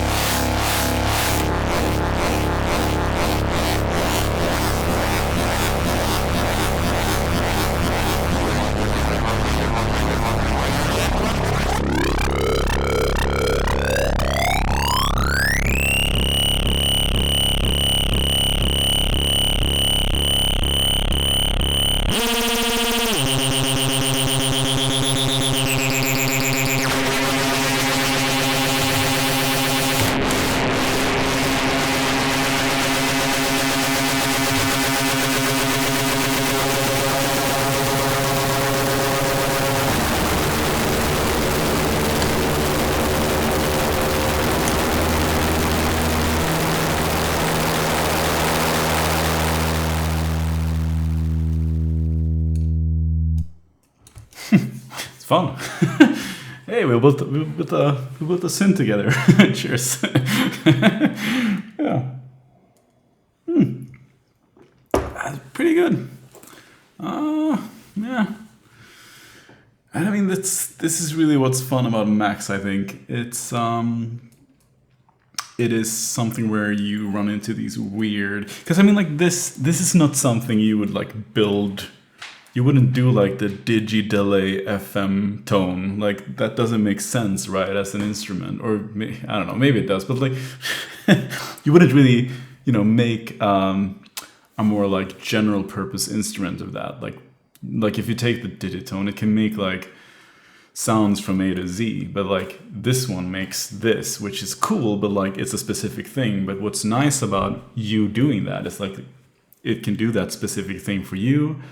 And that's kind of what I use Max for. I do like specific stuff that I just like to use and do specific sounds that I like how they sound. And it can be really weird and have all these like ugly artifacts that, can you export code in Max to play on a Raspberry Pi or so?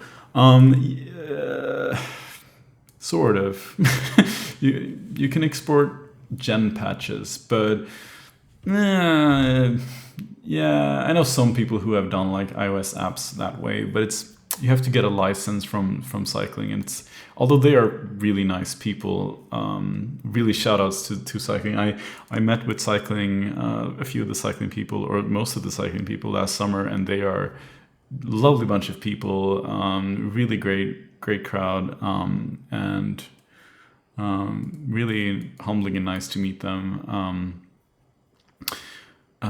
Really all my respect to it's a small team that's doing this kind of crazy software, and they're all really lovely people. But yeah, I mean, you could potentially run it on a Raspberry Pi, but it will take a lot of elbow grease to do so. I would recommend Pure Data for that, because it already runs on Linux. Yeah.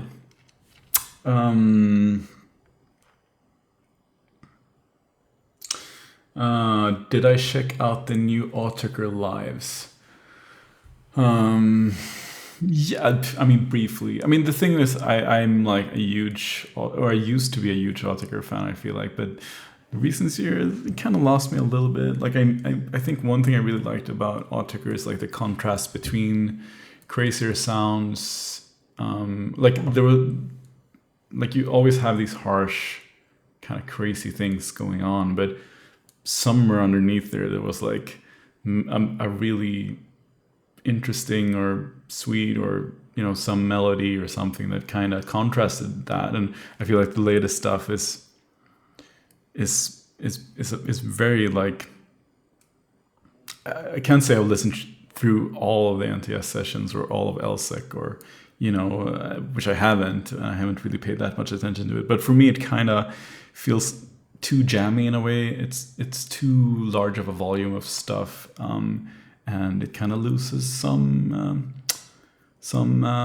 magic for me a little bit. Yeah, but I do like their work. I think it's very interesting. I think what they're doing, if they're using Max or something else, what they're doing regardless is interesting and cool. Let's change the background. Maybe boring. Train ride. Wow, this is spun out of control, I think. Yeah, it's very jammy, and I think the way they're presenting stuff right now is kind of weird. Like this whole oh God, how long did I keep the inspector up? Apologies.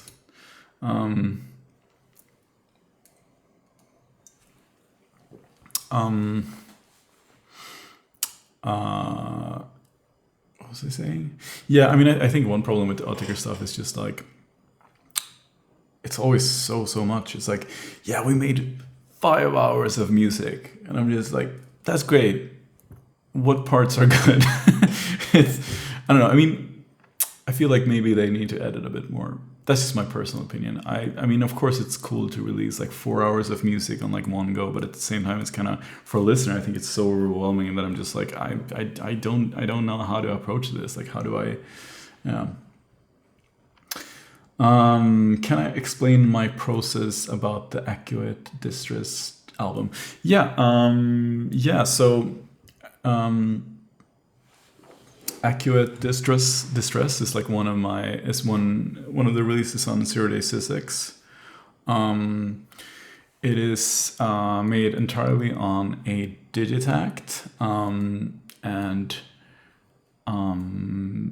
the download comes with a few max patches that you can do whatever you want with, basically. And around that time, 2017, yeah, I was working on the Digitone, and at the same time I was doing like my own max patches with FM stuff, and a lot of all the sounds in that for that record on the Digitact were made with this kind of the embryo or even parts of the prototype, the max prototype for Digitone, which again is downloadable with it, which is pretty cool. I think like it has the 80 envelopes and stuff like that. All the things I used for work there.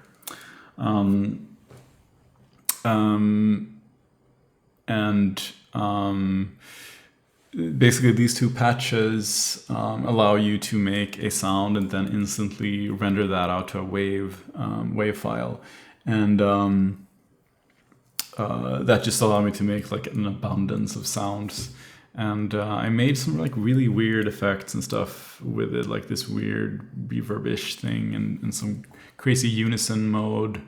Again, like things that are kind of insane in like for like making an instrument out of, but like in that sense was cool.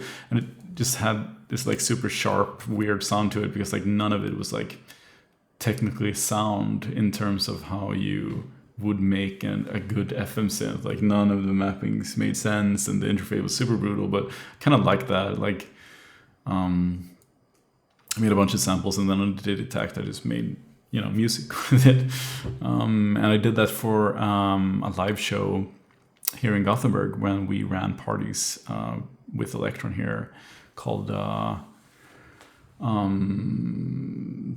I think we called the party System Exclusive or Night of the Machines or something like that. So it was an amazing party at this club called Fy Fi Fo Fum, which is like an amazing ramen bar. Shout outs to Kaspar, who used to run it. Unfortunately now defunct, but it was the best club in Gothenburg. They had an amazing sound system, and that night everything was just shaking. Daniel Troberg was there, and Simon Krusell from our Japan office. Cuckoo came, which was funny. I don't know. It was a great night, and that record is that live set, which is kind of special to me at this point. I remember really vividly, like after playing this set, I was like, and Daniel was like, "Oh yeah," and I was like just whispering to him, like, "Yeah, that's the Digitone prototype." All of the sounds, and he was just like, and we're just giggling, like, yeah, funny. For my backdrops, I'm actually using different GLSL shader stuff people have done. It's from the GLSL sandbox, just web GL stuff that people have done. I just spent some time finding things I thought was funny. And the aquarium is just a web GL aquarium. Let's do this thing. So it's just a Firefox window that's being superimposed.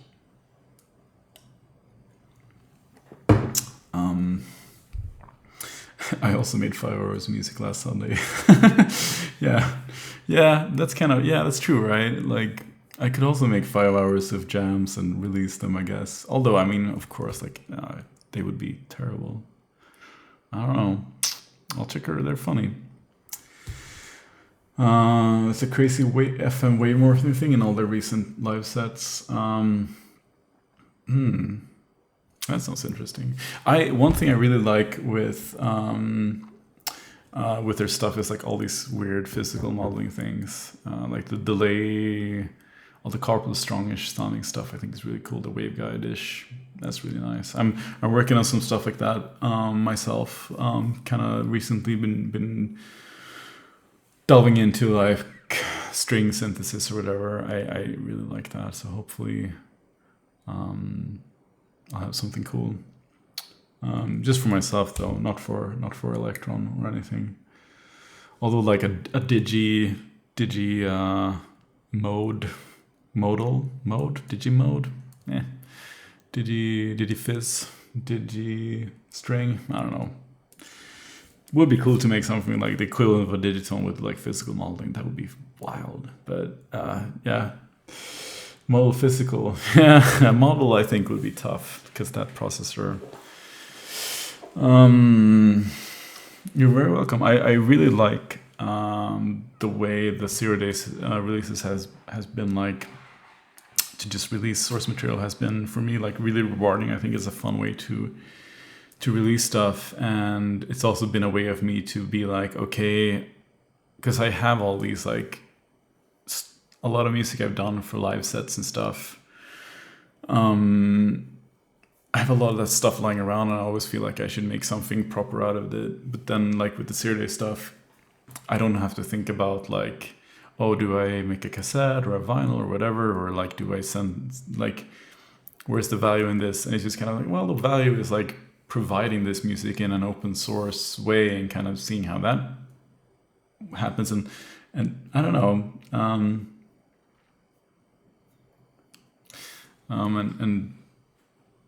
yeah, it's nice, and it's nice. It's nice seeing people's remixes, and it would be cool to when I like, and it's not just gonna be my music; it's gonna be other people too. But like, it's just gonna be me now until someone else. I have some things lined up from some people that I'm really looking forward to, but to just keep it rolling, it's gonna be another release by me next this Saturday. That's only one digitone. It's really cool. It's nice. Do you approach patching, composing as separate processes or one process kind of thing? I mean,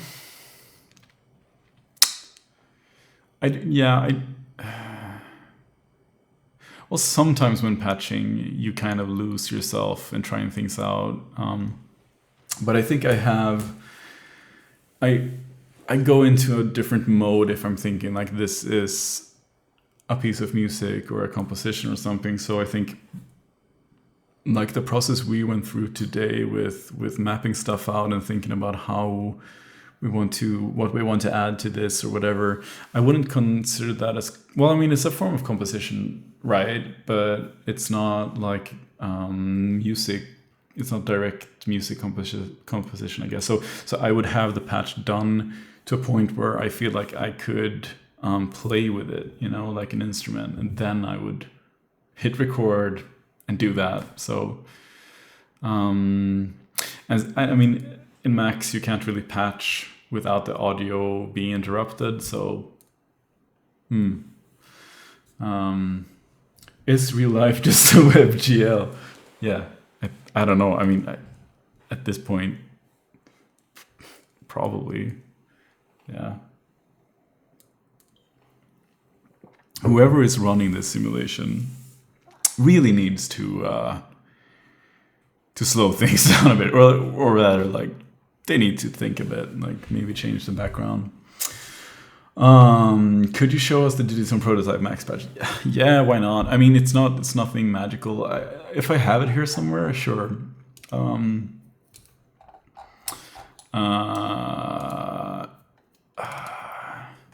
I think I have it maybe here, blah, blah, blah. There's so much stuff.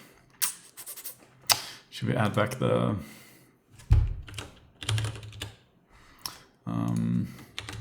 another classic video game underwater music.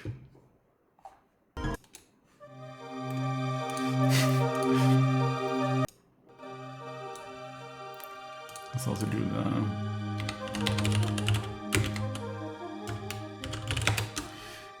the aquarium sound. I like that. It's very good. Oh, we need to switch back to the... There we go. Okay, now we can talk about Digitone. I'm way too happy about this setup. Okay, so hit me up with some questions while I'm looking for this this patch, because I have no idea where it is.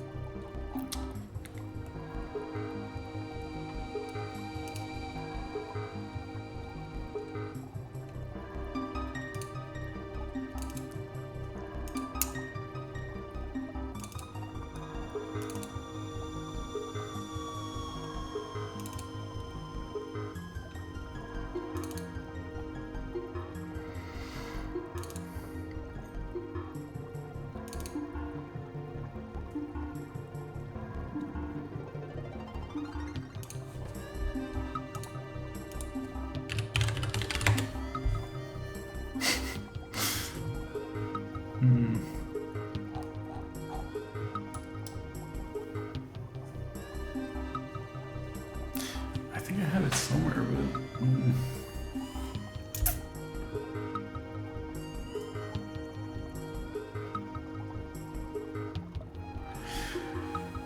If it will be easy to patch MIDI 2.0 into existing hardware synths.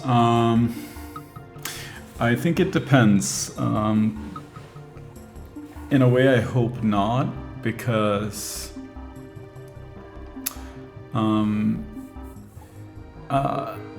I kind of feel like the best thing with MIDI 2.0 would actually be if we see some sort of change in hardware configuration, which allows for like greater bandwidth and a different type of protocol in a way, which I guess kind of makes it not MIDI. Well, I mean, yeah, it being serial is kind of a problem, right? Like, yeah.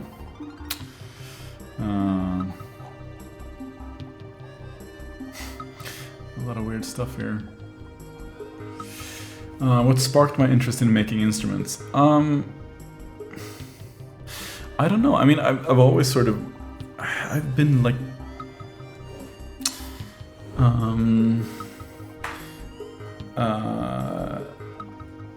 I've usually been really... Like, as long as I can remember, every like thing, like art form, I've always been like, oh, I want to do that or whatever. So like getting into synths kind of naturally became like, how do I make a synth or whatever? And I kind of just always had like in my mind how to like dream that up or whatever. And lucky for me, like Electron at that point of time when I started there, like I started working support. It was a very open environment, and still is to some point, but now it's like a bit more, since we're more people, it's a bit more defined what people should be doing or are doing or whatever. But at that point, it was entirely possible for me to be just like, yeah, I can like try and do this stuff.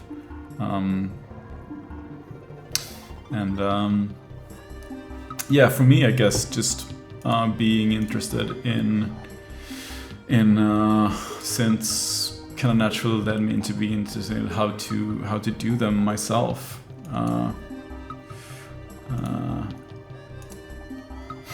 Turning out to be quite hard to find these patches. I'll just do a search on my computer. How about trackers? I love trackers. I was thinking of... I kind of wanted to show off one of my favorite trackers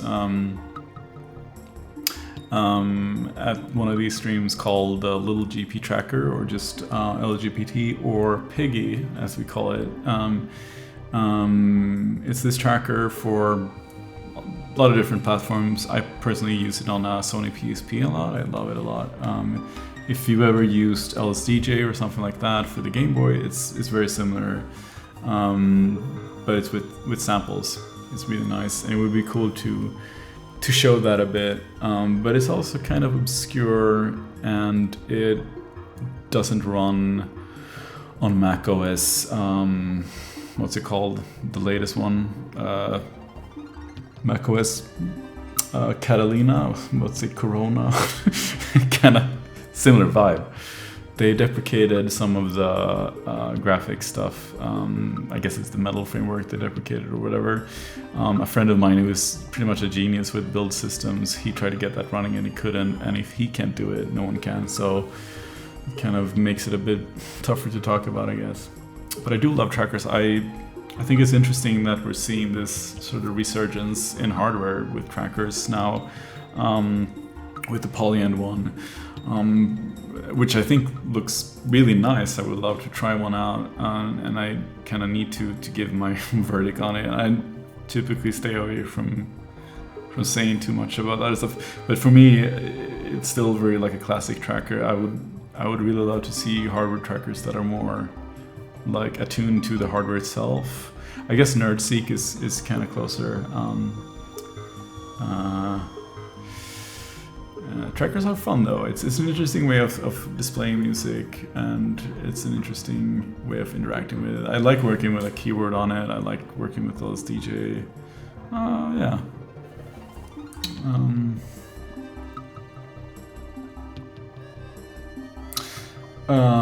Oh, if I could show how I did the graphics for Max patches. Yeah, actually, that's probably like yeah. I'm gonna try and do this a bit ad hoc. So for those of you who haven't seen them, I made some software called Hardcore and Software that are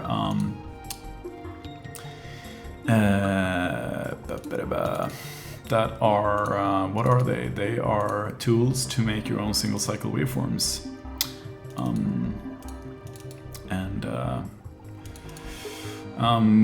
For a Max patch, I think they look extremely slick. Just my personal opinion.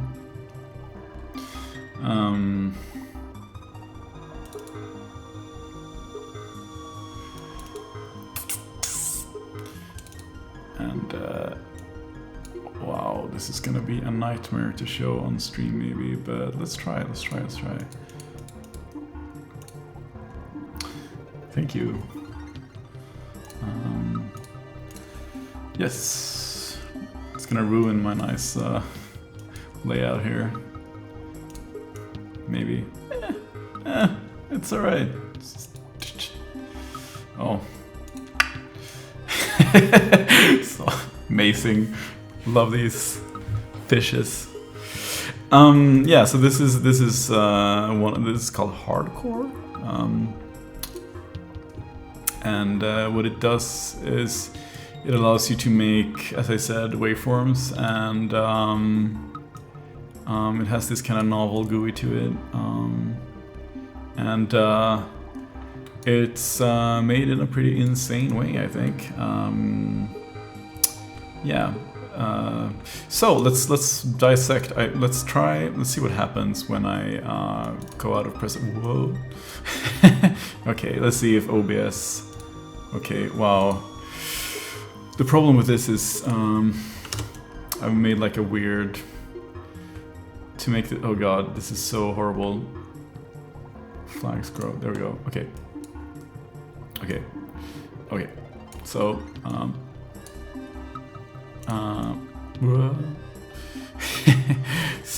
so this is such a mess, this patch, but whatever.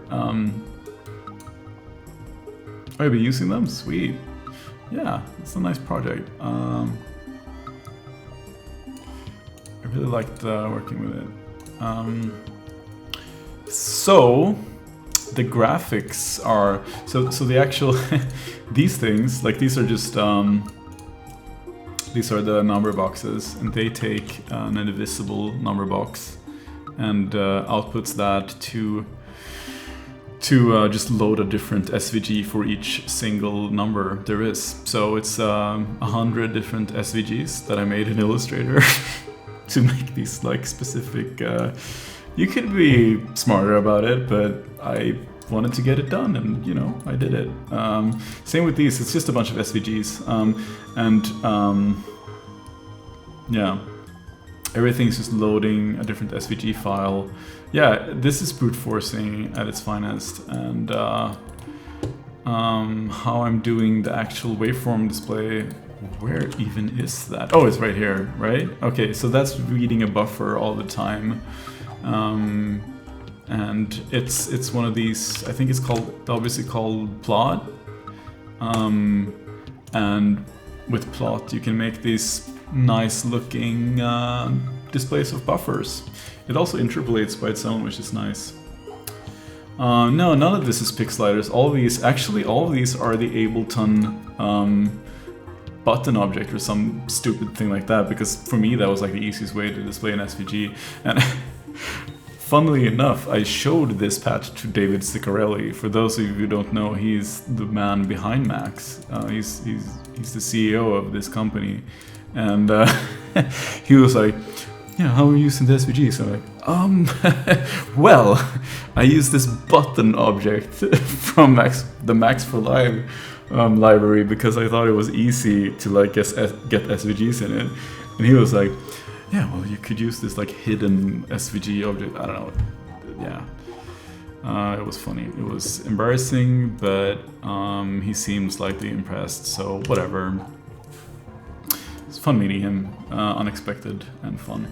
But yeah, and basically it's just doing these crazy calculations at like signal rate, control rate, and the buffer gets changed, and you can see what's happening by this plot. And all these are just SVGs that I did in Illustrator. So it's very manual. It's a lot of manual work, but it was fun. It was took a long time to do them, but it was a lot of fun. It would be nice to press play.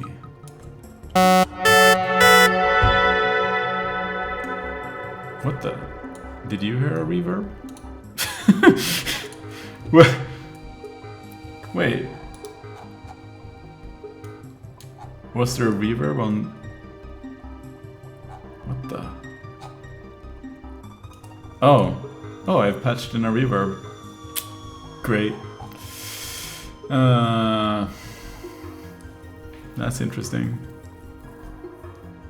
I think it's, actually there's a VST. I was thinking of like releasing parts of these patches. I mean, as you can see, they're such a mess, so I'm kind of like, but like I think the way of doing the waveforms like these things, that's kind of interesting. Like they're insane, but yeah, but that's hardcore, softcore. Oh, what? Oh, great. Here's the error log. Great. Yeah.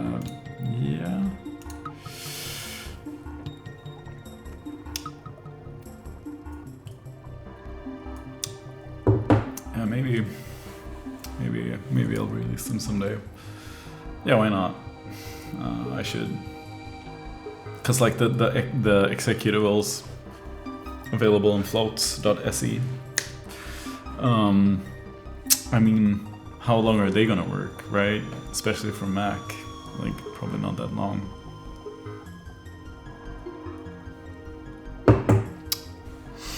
Yes, feature request. Yeah, go for it. Like, let's just do Q&A now about anything. Ask me about the weather.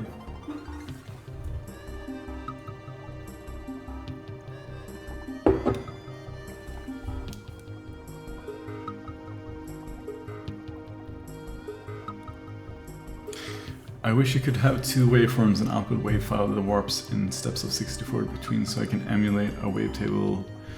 You mean inside of hardcore softcore? Yeah, that would be great. I am too dumb to figure that out. Sad but true. Could you please upload this last stream to YouTube or whatever? Yeah. I forgot to add it as this like highlight thing, but I do have it downloaded, and I'll upload it.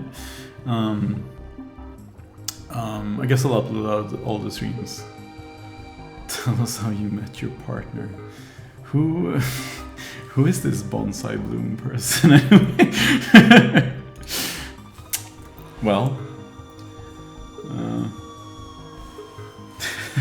it's a long story. It's not.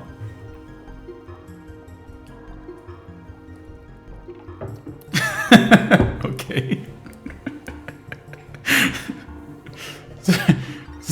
Very, very Bob Ross. You know, just casually meeting at a synth expo, as everybody should do. You know. Yeah.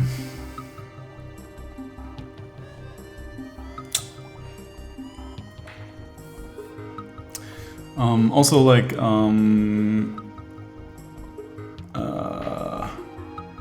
tell me what you would want to see for the next stream would also be interesting. Because I guess I'm gonna do more. Like, what else is there to do?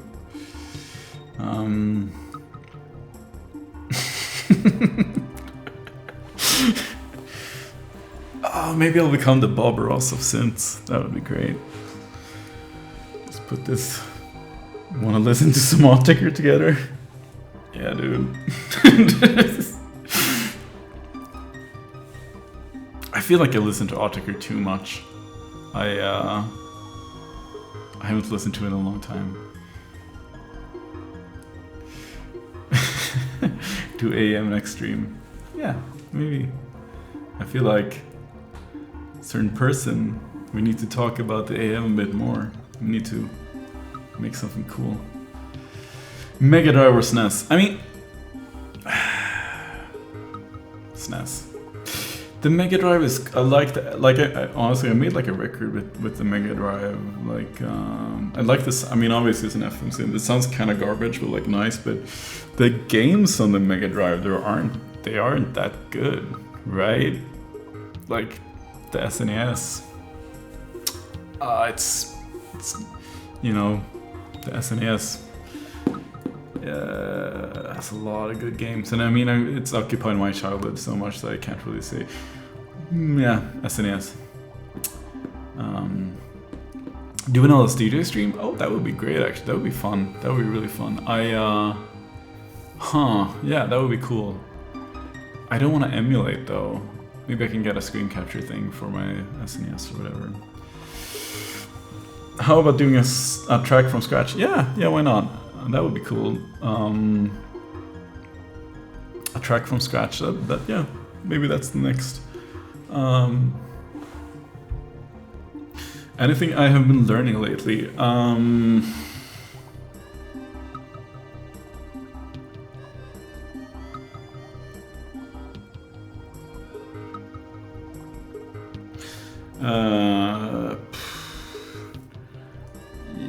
I feel like I'm constantly learning stuff, but I haven't really like been digging really into something.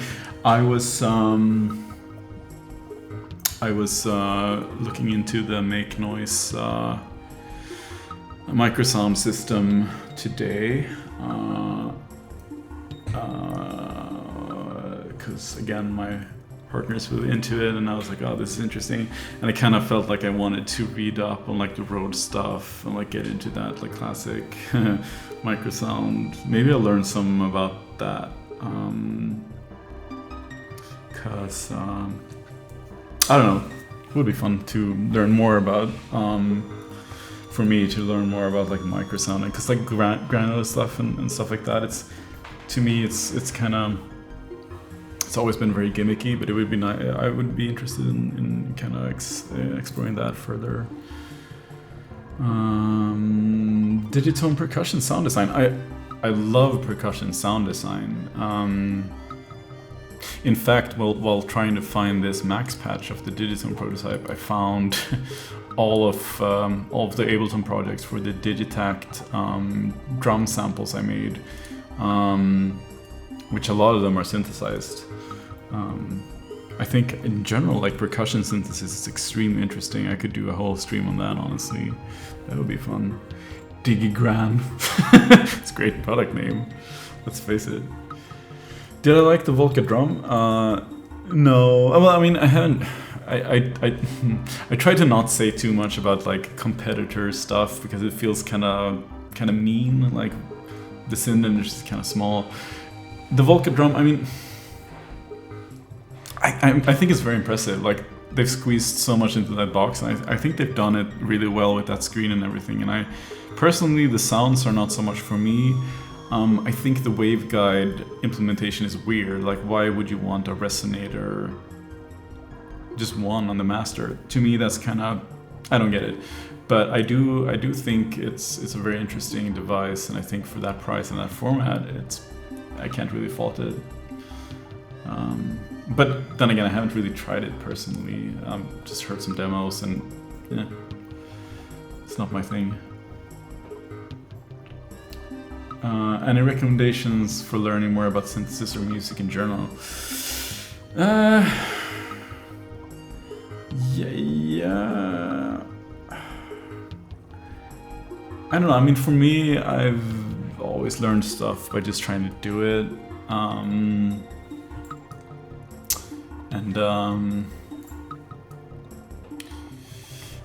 You know what? Let's change the music to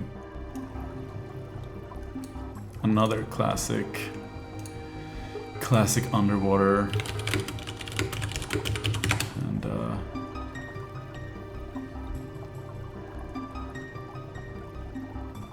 yeah, exactly. Dire.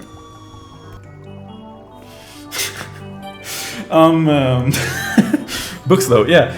Books. Yeah. I don't know about. I mean, Ableton has been putting out. It's kind of loud, isn't it? Ableton has been putting out a few good books on like making music.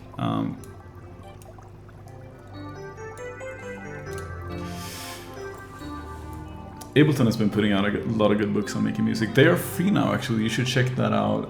Anyone who's watching and want to learn about. Ableton has this book about like music or whatever, something like that. I can't remember what it's called exactly now.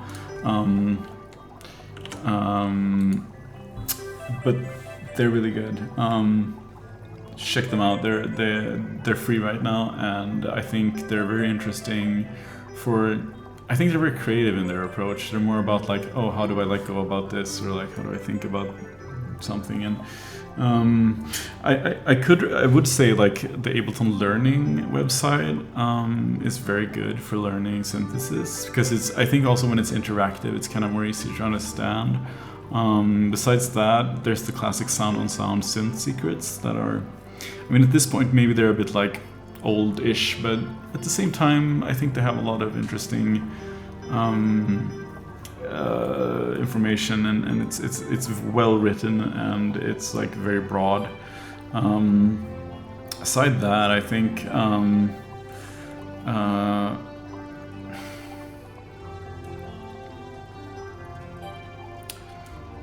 don't know.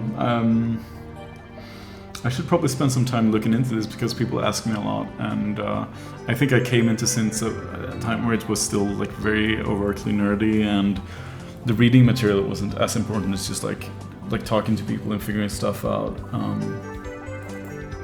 I do have one book on like pure data called Designing Sound by Andy Farnell, I think he's called. Designing Sound.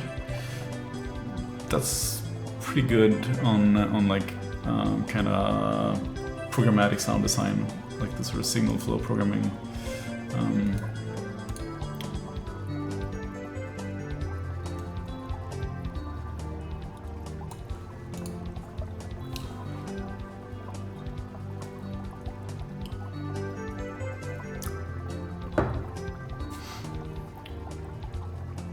Oh, and it's a friend of yours. Cool. Yeah, it's a good book. I have it right here without like tearing everything down. Let's see. I suppose you could also get these are Curtis Rhodes, but the computer music journal, but like that's so like involved, but it's cool, but it's like it's insane also. The computer music tutorial, I think it's called, by Curtis Rhodes, and It's insane, but it's also cool. I should read that. Yeah, this is the Designing Sound, what? By Andy Farnell, and I got this in university when I was studying composition. Because we were doing, I was studying electronic music composition, and my teacher Palle Dahlstedt, who, if anyone knows the Nord Modular G2, he programmed the patch mutator. And he recommended this book, and it is very good. I also have this Super Collider book, the Super Collider book. I don't know. I mean, it's very Super Collider heavy, of course. But if you want to get into that, that's pretty good, I think. I don't know. I never really learned that stuff.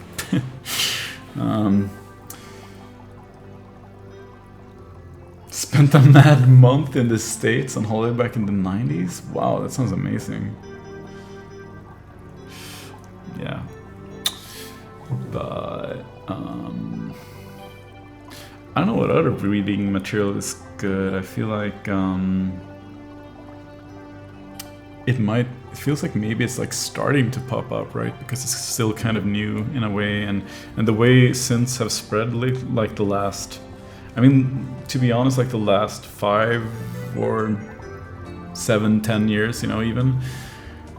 We've seen synths go from this like super nerdy specific thing to something a bit more inclusive and like more generally interesting maybe, or like people are getting into it in a different way, and that I think has led to a more demand for a literature that is more like from the ground up learning about stuff. Because like I just read this like one Reddit post about like, how do you not be overwhelmed by synths? And I'm just like, well, and then I'm like, yeah, but nowadays it's very different from getting into synths a few years back, and it is very overwhelming, and obviously, yeah. Non-music books, I like, yeah.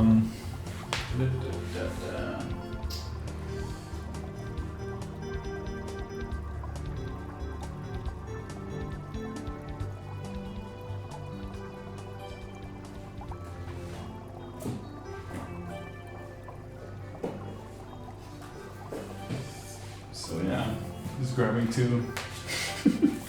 I really like Pattern Recognition by William Gibson. Love that. Love the main character and love the weirdness of the stories about sort of just doing weird random shit, sort of, but it all ties together somehow. Interesting. Love the main character.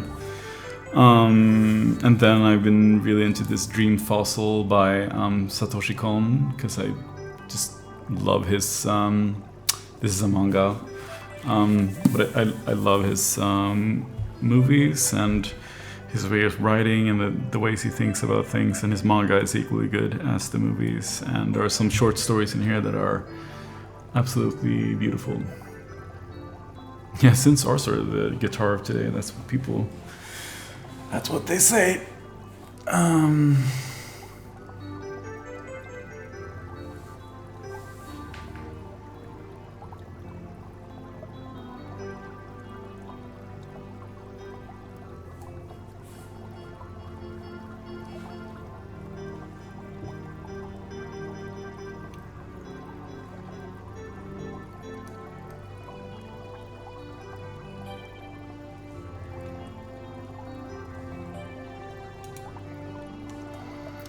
Still haven't found the max patch for the digitone.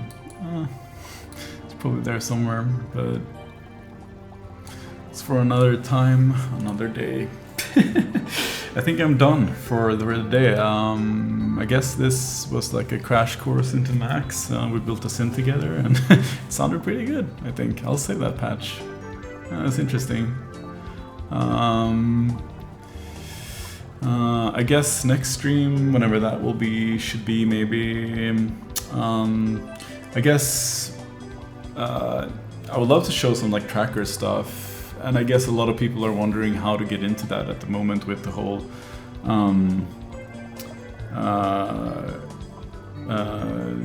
get into it with like the resurgence of, or like the surge basically of hardware trackers. I guess it would be interesting to talk about how to approach that way of making music. And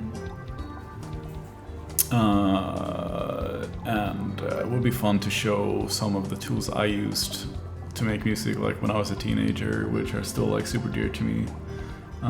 Yes, like Fast Tracker 2, I think is the generation before me, sort of, maybe, I don't know.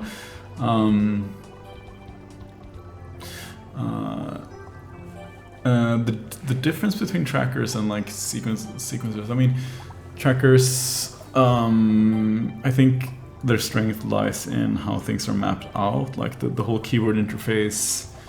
There's a speed to it that I think is nice, especially with like LSDJ, since it's like made for the limited control layout of the Game Boy. It kind of becomes quick out of necessity, right? Like you don't have that many controls, so it becomes quick and intuitive by just existing on a Game Boy. And I think it's nice how that has carried over to like Little Game Park Tracker, Piggy, or LGPT, or Nerdseek. You know.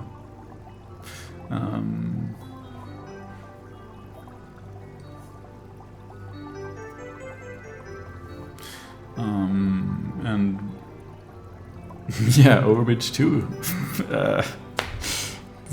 Yeah. Kind of amazing, insane. Yeah, we couldn't throw a party because we're all at home. Although Sweden is not really, Sweden is advising you to stay home. It's interesting over here. Yeah. Thank you for the confetti. Yeah.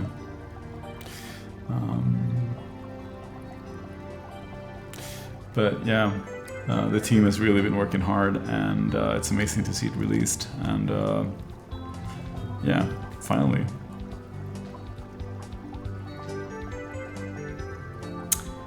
And on that note, on Overbridge 2, what kind of challenges did I face? I haven't really been involved with Overbridge much at all, aside from like being asked, or like you know, with the Digitone plugin, it's kind of been like, oh, this makes sense or whatever, and kind of just there's been huge challenges. The biggest challenge is that essentially is trying to do this kind of very specific, almost hacky thing with a lot of DOS, and syncing that and the hardware is extremely difficult, and just getting that balance, or like the communication between hardware and software in that way, in that tight-knit way, and make that work stable and great is extremely difficult and challenging. And then you have to also think about like different DOS, different hardware in terms of different computers and systems and everything. And it just becomes a complexity that is insane. So, I mean, the reason why it's taken a lot of time is because it's kind of a crazy project. It's absolutely insane in a lot of ways. Yeah, you can say, sure, I mean, the Virus TI did a similar thing, but like, yeah, that's equally hard in some aspects, but it's also kind of crazy in how like we're doing it for a lot of devices at once, and all of these plugins are, you know, does something unique. And I think the challenge is just the scope of the project. It's insane. The Analog Pocket, yeah, this like kind of Game Boy clone FPGA based emulator, but reads cartridges and has nano loop built in. Yeah, for sure. It has like a special version of nano loop, I think. Looks cool. Maybe, I don't know. I love nano loop. Oliver is a great person, and nano loop is forever an inspiration for everything I do in terms of instrument design. I think the way it works is genius. I think it's the best sequencer ever made, hands down. Yeah.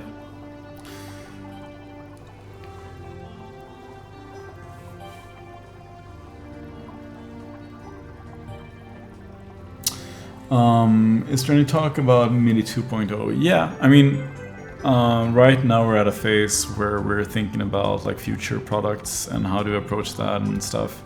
And MIDI 2.0 is of course something you need to think about, and I think it's not so much about whether or not you will have that protocol or how to deal with that. It's more about what's even the next step in a way, because like MIDI 2.0 solves half the problem maybe. I think, yeah, it's great that we're seeing advancements in that protocol, but at the same time I think we need to even take it a step further, where maybe we move stuff onto like Ethernet ports for like non-serial finer grain control in a much more sensible way.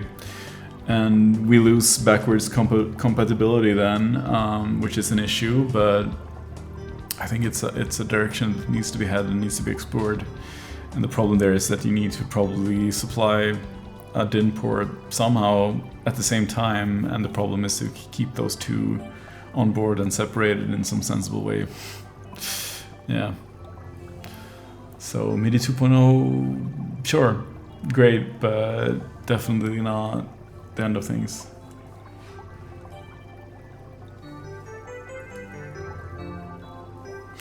Yeah, I don't know what the control resolution will do.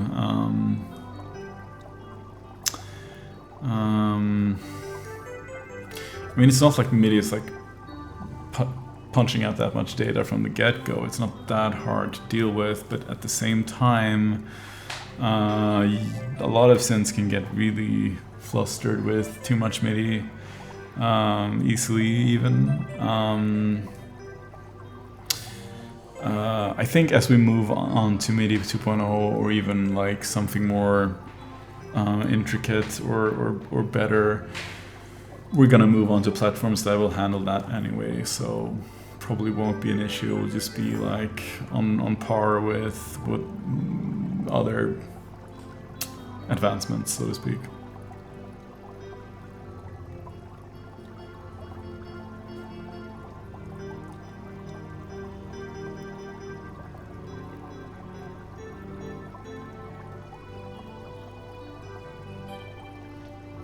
All right,